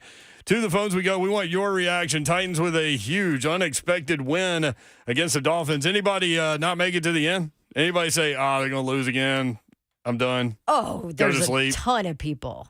Yeah, I guess I guarantee it is. I was talking to somebody today that happened. What, they fell went asleep? They went to sleep and like, what do you mean the Titans won? Yep. No. I mean, they got it going. They got it rolling. All right. Hunk said to take line 3. That's Anthony in Austin, Texas. Anthony, what's up?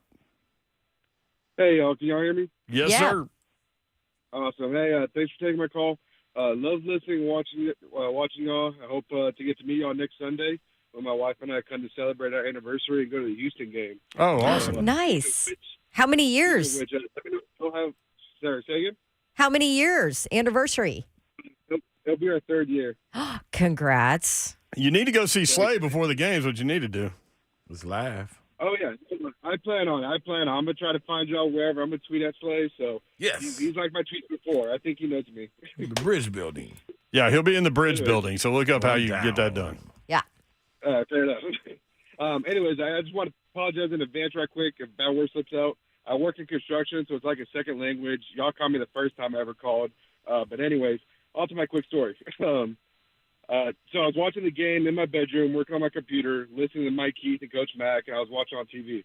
I tweeted at Slay at halftime saying I'm working while watching to keep me sane, not get overly excited. We were winning at halftime. So it seems like we always find a way to screw up a good thing, especially this season. And sure enough, we did. First, the muff punt, then the fumble. I mean, I was punching my bed. I was so mad and wondering why we couldn't just win when we're ahead. I turned off my computer, got comfy in bed, and I was about to go to bed. I was actually ready to say that this first game we might actually blame on Levis. But something in me, something just told me, I was like, I need to turn it back on. Like, I need to just watch to the end. I never quit on times. I'm not going to start now. I've been on too long of a fan to stop watching. So, and I've been part of a Texas high school football state championship team here. So, like, and we dealt with adversity when we made the trip, and we still came out on top. So, so I've been saying since the game ended yesterday, game ain't over till it's over. Sure enough, the comeback of the year happens. When we won, I blasted Mike Keith to my wife because they're on a delay from the TV, and I couldn't go to bed for like another 2 hours because of like how happy and shocked I was. I mean, I'm still shocked right now, just reminiscing on it. But anyways, I'll end with this. Levis is the future. We need to re-sign Henry to help Levis and to keep the air game open for Levis. I think we need to extend Hopkins another 2 years, and I can't wait till we win a Super Bowl. Like, it's going to be the second best feeling of my life, behind getting married to my wife, of course. So, thanks, you all love. Hope to see you all Sunday. Love you, man. Appreciate it. Yeah, definitely. Thank you, Anthony. Safe travels, Happy man. anniversary. Yes. 615-737-1045. Jerry and Franklin. Jerry, what's up? Hey, guys. How are y'all tonight? Yeah, we're good.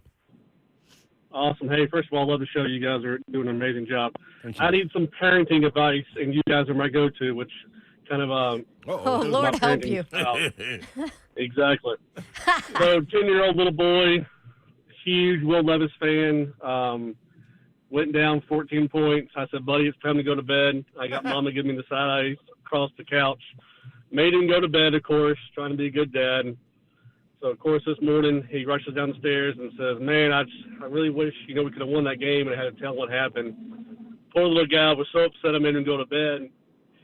Taking him to the game this Sunday, is that enough? Is that a good makeup present for him, or what am I looking at? No, I think he's not going to forget that. Yeah, you're. Okay. Yeah. But yes, that's what you can control now. Yeah, most definitely. Oh no, that's a great makeup There just has present. to be. Listen, there has to be rules in the house about look, your team's playing. You get to watch it till the end. How old is he?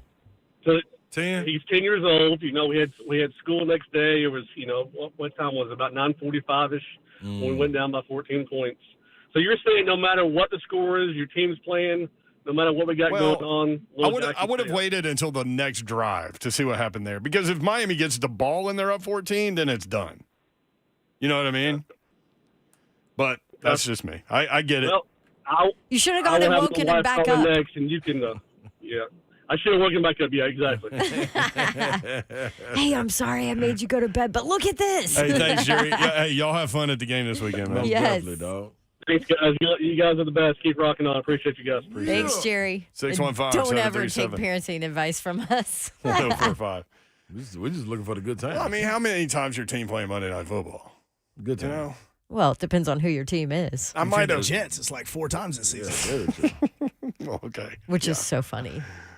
Yeah, I guess I asked that question from a Titan perspective. Right. Now, if your team's the Titans, you can definitely ask that question. But what's funny is they had 3 timeouts. In that drive, they moved the ball so fast that they didn't have to use one. So at that point, they have 4 timeouts with the 2-minute warning. And I'm like, damn, if the defense can get a stop, there's like no time coming off that clock. So they're down 14 with 3 minutes to go, and they end up taking a 1-point lead to where we're all texting like, did they score too fast? Like, that's how fast they scored 2 touchdowns and a 2-point conversion. I like the way that we just overlooked the 2-point conversion. The fact they went for 2 down by 8. That's the Yeah, thing that everybody does now. That happened in the Army-Navy game too. Mm-hmm. Because you give yourself a chance to go for 2 twice if you do it that way. I understand. That's an analytics thing. Yeah. I know a lot of people are like, why are they doing that? 4 minutes and 34 seconds. 4:34. And then Miami got the 27-13. ball with, what, a minute and 40-something? I'll get down just a minute. Like, they scored, you're on the all-22. Mm-hmm. They scored 2 touchdowns in, what, 2 minutes? And 2.5 minutes? Yeah. Will Levis almost threw a pick on this Mm-hmm. 2nd and 4. Dolphins got the ball back with a minute and 49. It's funny about Will Levis. He's like living right because he almost throws a lot of picks. A lot of them. Because he's trying to push the ball down the field. He's trying to work it in there. Well, and that's where you worry moving forward, Oh, too. for sure.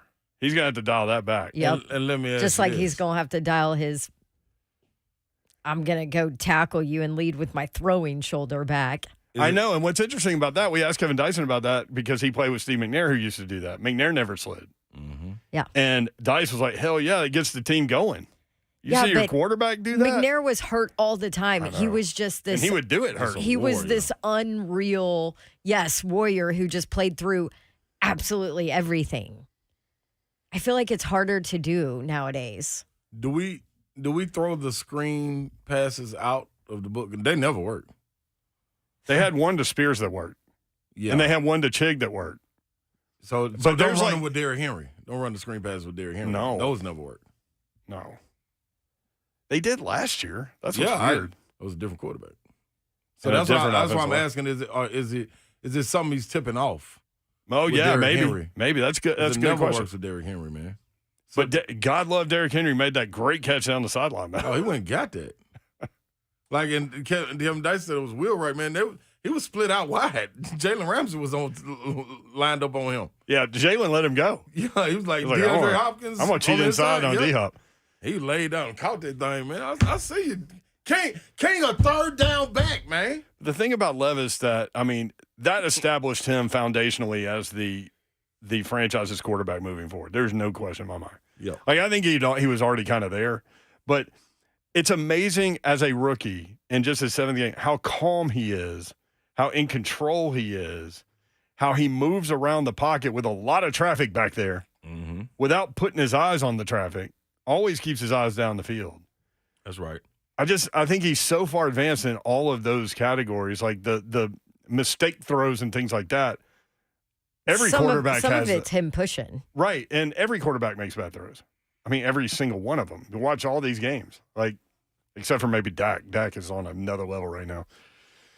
Did you guys see got his that list. hilarious? Or Tommy DeVito, who's won 3 in a row. Oh my That's gosh. DeVito. Okay, 2 things. Did you see Tommy DeVito's agent? Oh my gosh, thank Oh, God. that is all day long. glorious. Central casting. This is like a movie, Anybody dude. that It didn't is. see it, think what's a movie character that what is anything that movie you Italian. guys talk to? Godfather? Yep. Or Bronx Cas- Tale. He was straight out of Casino Bronx Tale. or Yeah. I don't know. I Right out of mean, Bronx Tale. the pinstripe, the hat, the gold chain, like everything. Yes. I'm Straight like, John where Dillinger is stuff. your pasta? I mean, He looks like the kind of guy you Crazy. don't want to talk about on the radio. Yeah. That's probably accurate. How do I say? What did Slay say? Just pulled him right out of the neighborhood. He's probably the next door neighbor. Places we can dump some bodies in some empty holes. Did you hate that song when it came out? No, Hunk made me hate that song. Oh, dude, this song's amazing. That song was terrible. So the other thing that I was going off on, a tangent, was speaking of Dak. Did you guys see his hilarious commercial? Yeah, you sent it to us. That was nuts. So funny. It's on. So, when you get of a certain age, you have to have a colonoscopy, right? Mm-hmm. And so now there's this new thing. Yes. There's that you never thought that driving home at 5:30 you'd be listening to Babs talk about colonoscopies. Women too. Yeah, remember I had to have one. Mommy, Daddy, what is that? Yeah. No, I don't remember that you had to have one. But that's what I was going to say, Babs. Y'all don't remember that? No, I'm choosing not to. Oh, how long? This was a long time ago? No, it was like a year ago. Remember I had all those health issues? Yeah. But she came in, she wasn't 100% sure that she would be off the meds by the time she got here. To be fair to us, though, you tend to go get a bunch of tests from time to time. You are both jerks. Dude, you're like a car, right? People just testing everything. He's trying to get me lined up to go get a test for something. It's almost time for you. See? Actually, they moved the age to 45. No, anyway, they did. They moved it from 50 to 40, and then they moved it back to 45. Yeah. They just like to, I don't know. Playing around. You're right there. So some of these insurance companies have Dr. Jellyfinger. have a mail kit that they mail out for you to do your own colonoscopy, basically test. Yeah. It's not a colonoscopy, but yes. Mm-hmm. Wait, they let you do that to yourself? No, it's not like that, but it's like you got to collect a sample. Your partner has to do it. So Dak is doing this entire. I put it on my Twitter at Dawn Davenport TN. You can go find it. I retweeted it, and I said this Shiano's funny. Get it? So yeah, you gotta take a sample. So she's got dad jokes. Yes, I do. He was joking about how on the bottom of the sample thing you can put a sticker of whatever you want. One of the stickers was an eagle. Or one was, what was another one? Cowboy. One was a ref. Yep. Referee. Hey. Yep. They had a couple of things. Anyway, there were some really funny ones. Yep. So they give you a fishnet? Like how you do that? No, we're not getting into details. I'm just telling you how funny Dak is in this ad. That basically is how they get. He is so on his game that he can do an ad for where you have to collect your Shiano and still make it funny because he is at that level right now. That is how they get on the football field. You believe in him? Yes. Clearly, that was a surprising answer to both of you. I mean, I believe in him, but I was surprised that you did. Do you? Yeah. I'm ready. Let's I go. do now. He understands You the West don't. Coast offense all of a sudden. You don't. No. Look at you. Dak Prescott? What's he doing? He's crushing. I watch every game. I watch every Cowboys game. I know. We ain't got no choice. Right. But I mean, it doesn't matter if they're above 500, below 500. They're on that football America's game. Hey, what a great answer. I don't believe in them yet. I do believe in C.D. Lamb. Boy, I love how their secondary plays, too. They got a guy in C.D. Lamb, boy. Sheesh. Fishnet, that's how they get your gallbladder out. Oh, okay. What? So it's just like they just give you little baby, like you're getting goldfish out of No. They cut an incision, but they put a little thing in. It opens up and grabs the gallbladder's not connected to anything. It's just Why hanging. do you know this? It's just hanging out in there. Do you have your gallbladder? Somebody close to me had it out, and then they just yank it out. It's pretty incredible. Dak's in the MVP conversation. You still don't care? Modern medicine. No. Nope. Okay. Regular season, that don't mean for them. Well, I know that's true. That's a great point. Great zero. Point. Great point. All right, where are we going next? Trump. Lord. Trump. You said Trump. I thought you were calling me Trump. I did too. I don't get in here. Is Trump producing the show now? I don't know. Well, wouldn't that be something? I think that we should head to Smyrna and talk to Guy. You do? Yeah. He doesn't like these people that left and turned the game off early. All right, Guy, what you got, man? So I'm one of the victims that turned it off. Uh-oh. Well, I didn't turn it off. My wife reads a lot of books, so I turned TV on, and she keeps reading books on her phone, and so I woke up this morning and I was like, "Well, how late did you stay up?" She was like, Well, I turned it off at 3.5 minutes to go. Oh. And I was like, oh, okay, right on. So I get on my fantasy football, and because I have Achane and Derrick Henry, and I was like, what the hell happened? I was like, how does this work? So yeah, I'm one of the victims that was kind of pissed off and just turned it off and was like, the hell with it. Had to watch Facebook highlights and hear from y'all, all day long, to basically I should be more invested and watch my team the entire way and not be one of those people that walks out of the stands. So at least you didn't leave the game early. At least it was one of those, you Mike just turned it off. Mike Key said lots of people were leaving the game. Dolphins fans. Yeah. I was already in the bed. And I was like, man, the hell with it. Turn over, fan my face, like, cool. But I would have loved to see it in real person, to kind of. But I was not a Will Levis person in the beginning. I was not happy about the pick. But he's a dude, man. He's a dude. I mean, and R.I.P. Frank. Yeah, man. I met him at Acura dealership in Cool Springs. Yep. I have a picture. My house caught on fire, and so the picture is with all the water and everything like that. It's not ruined. I mean, you can tell everything, but trying to get the picture restored, the best I can. But man, he was an awesome dude, man. I mean, it's like you met him and like he's never met me before at all, but you walk up, talk to him, and it was like he'd known you forever, So, man, it's just a hard time in Nashville, but we're going. He was a dude's dude. That's that's all you can say. It's a dude's dude. Yep. Hey, thanks, guy. Appreciate it, man.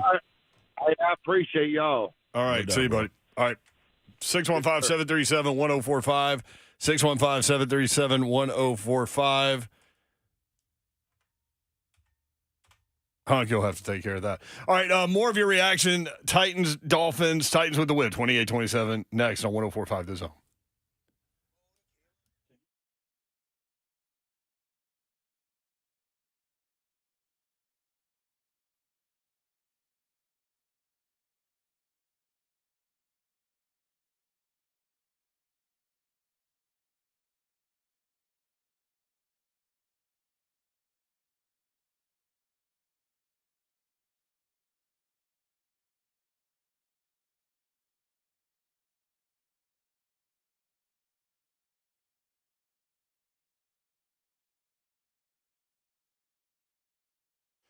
I want to tell you about Brentwood Jewelry as the holiday season approaches. These are your guys. 7012 Church Street in the heart of Brentwood. That's where you will find exceptional style and exceptional deals every day for more than 50 years. Family owned and operated for more than 50 years. Located in the heart of Brentwood, they have raised, the Amamali family has raised 3 generations of their family in Nashville. Family that is proud to serve you and their community, from Salem serving in the Special Forces to his sons being local firefighters. You don't get more embedded in the community than the Amamali family. In a time when supporting local is imperative, shop Brentwood Jewelry, your family-owned and operated business since 1967. They'll be able to knock out your entire Christmas list.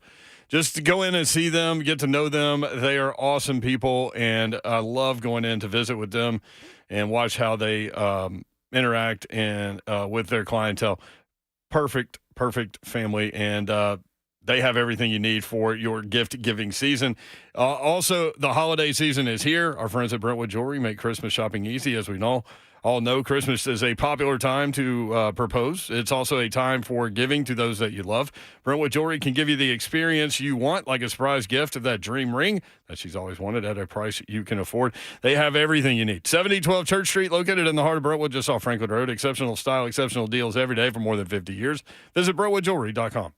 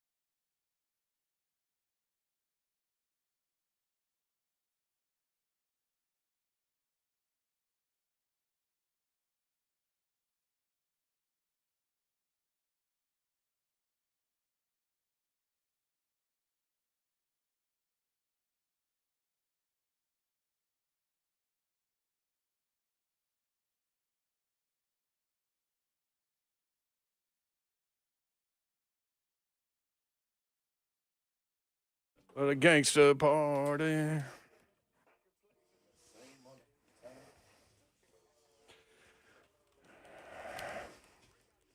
How good is that groove right there? The picture perfect. I paint a perfect picture. There's no OP. Yeah, you gotta cut it off. It goes down. Brother on the run. So enough. Keep my hand on him. That got me on the run. Waiting on the outcome. Tupac. It's all on the brothers, man. Dalton Connect is warming up. Tennessee basketball at 6 o'clock. 34.5-point favorites. You'll be able to hear it join in progress right after Mac Talk tonight. I doubt it. It'll be over by then? I'm just telling you what I've been told. Okay. Yeah, we had a conversation. So There's a lot going on. It is. Might as well try to figure it out on air. Coach Mack is hosting Coach Vrabel's show at 6 o'clock. Yep. And then Rhett Gordy B is hosting Mac Talk at 7 o'clock. Is that what's happening? Is it, what time is Coach Mack's show regular? It's at 6. Yeah, so he'll be hosting it then. And according to my computer, it's going to be in 11 minutes. Yeah. Well, then where's the coach's show? The coach's Probably show on is the TV, television show. Yeah, it's on TV. It's the It's the Mike television Vrabel show. thing. Yes. Well, Hunk. That's why I asked Slay when he said it off the air. I said, but there's nothing for us. There's no Mike Vrabel show. Yeah, on I the was trying to Zone figure this out what to promote next. Yeah, Mac Talk. Okay. Twins. Jinx. All right, so Mac Talk and then Tennessee basketball. Yes. Now we got that covered. I don't know how the coaches show came in to play because they usually have it on Mondays, obviously, but they played last night. So That's correct. Huh. Vrabel needed a night off, probably. Let Coach Mack handle it. Vrabel on the sideline is something. He's it. You could do Vrabel memes all day long, man. Oh, my gosh. And the lip reading is glorious. His conversation with Gar. Oh, my gosh. Couldn't you imagine what he said? What was the broadcast calling him, by the way, Eric? Well, it's Wait, Garrer. it's Garrer, and they called him Garrer. Garrer. They just kind of speak. But maybe we're wrong. Are we wrong? We Okay. right. It's Garrer. It's Garrer. It's Garrer. Yeah. It's Garrer. So whoever those people are, why did they all try to pick up that punt? I don't understand it. It's almost like when the ball bounced towards him, he had his muscles just said, "Oh crap, let's catch it." Yep. Because he was telling everybody to get out of the way. He was pointing at it. Like, hey, no. And it was like it was a man. It was pulling them to him. Like, and then it bounced, and it was like, You think an piece evil, of candy. I was going to catch it. You think an evil force just controlled him at that point or something? Like, hey, man, I don't want to catch that punt. I don't want to catch that punt. You're going to catch this punt. Yeah, you getting this. Then the little dolphin pulled his little arm, and there you go. Little dolphin arms. Oh, dear. Babsy, thank God there's only 2 more minutes left in the show. So then he goes out. So he gets pulled for the kickoff return, but then they put him back out there for the next punt return, and I'll be damned if he doesn't bobble that one too. Sucker hits him right in the face mask, and he catches it right off the bounce. They keep showing the new special teams guy. He wanted to throw his headset. It's your first game, bro. All right, look, if Kyle Phillips isn't going to play it during the offensive plays, can we at least put him back there on punt return then? No. Yeah, I think, but I feel that too, though. He ain't going to be out there in the slot. Like, what are we doing? We saving his body? For we didn't want him because he was doing good in the slot, but if he's not going to play. Yeah. What did Walt Disney do to his body? Yeah, just freeze it. He's just going to wait till later. Yeah, him and Ted Williams. Freeze him. Ted Williams lost his head, but I mean, still. Yeah, Ted Williams, they froze his brain, his head. Yeah, that's true. No, so that's what true they did, story. Dawn, is they just sliced it like right. Okay, Hunk. Oh, my gosh. But so they're doing that with Kyle Phillips, so he can have more fun later. If Hunk had to walk the plane, he would accidentally slip off. Oh, I would. Like, they wouldn't even have to poke him in the back with the sword. I'll turn around and try to do like a dance, and I'd slip. Like, whoop, he's gone. Break my back on the plank and then fall in the water. Oh, snort. Long snort. Thanks to all y'all that called. I'm Most sorry that we definitely, didn't man. get to you. Please call back It's during the Hunk's course of the fault for the week, and we'll get there. But yeah, we had a lot going on today. He'll fall off the plane. Who put this basketball? We game love in? y'all. I just don't understand. So Garrett's been great, and then all of a sudden he got the yips yesterday. But he bounced back, though. Seriously, like, if their coverage would have been down there on that second punt, he would have fumbled that one, too. Yeah, he did a little ball. He was interfered with a little bit. No, the second one. No, the second one when it bounced off his chest. It hit him in the chest first, and then he was able to reach it. Yeah. Mac Talk coming up next. Love y'all. Mean it. Good night. God bless. See ya. Wouldn't want to be No 3H After Party still brought to you by Wake and Wake. Thanks for the countdown.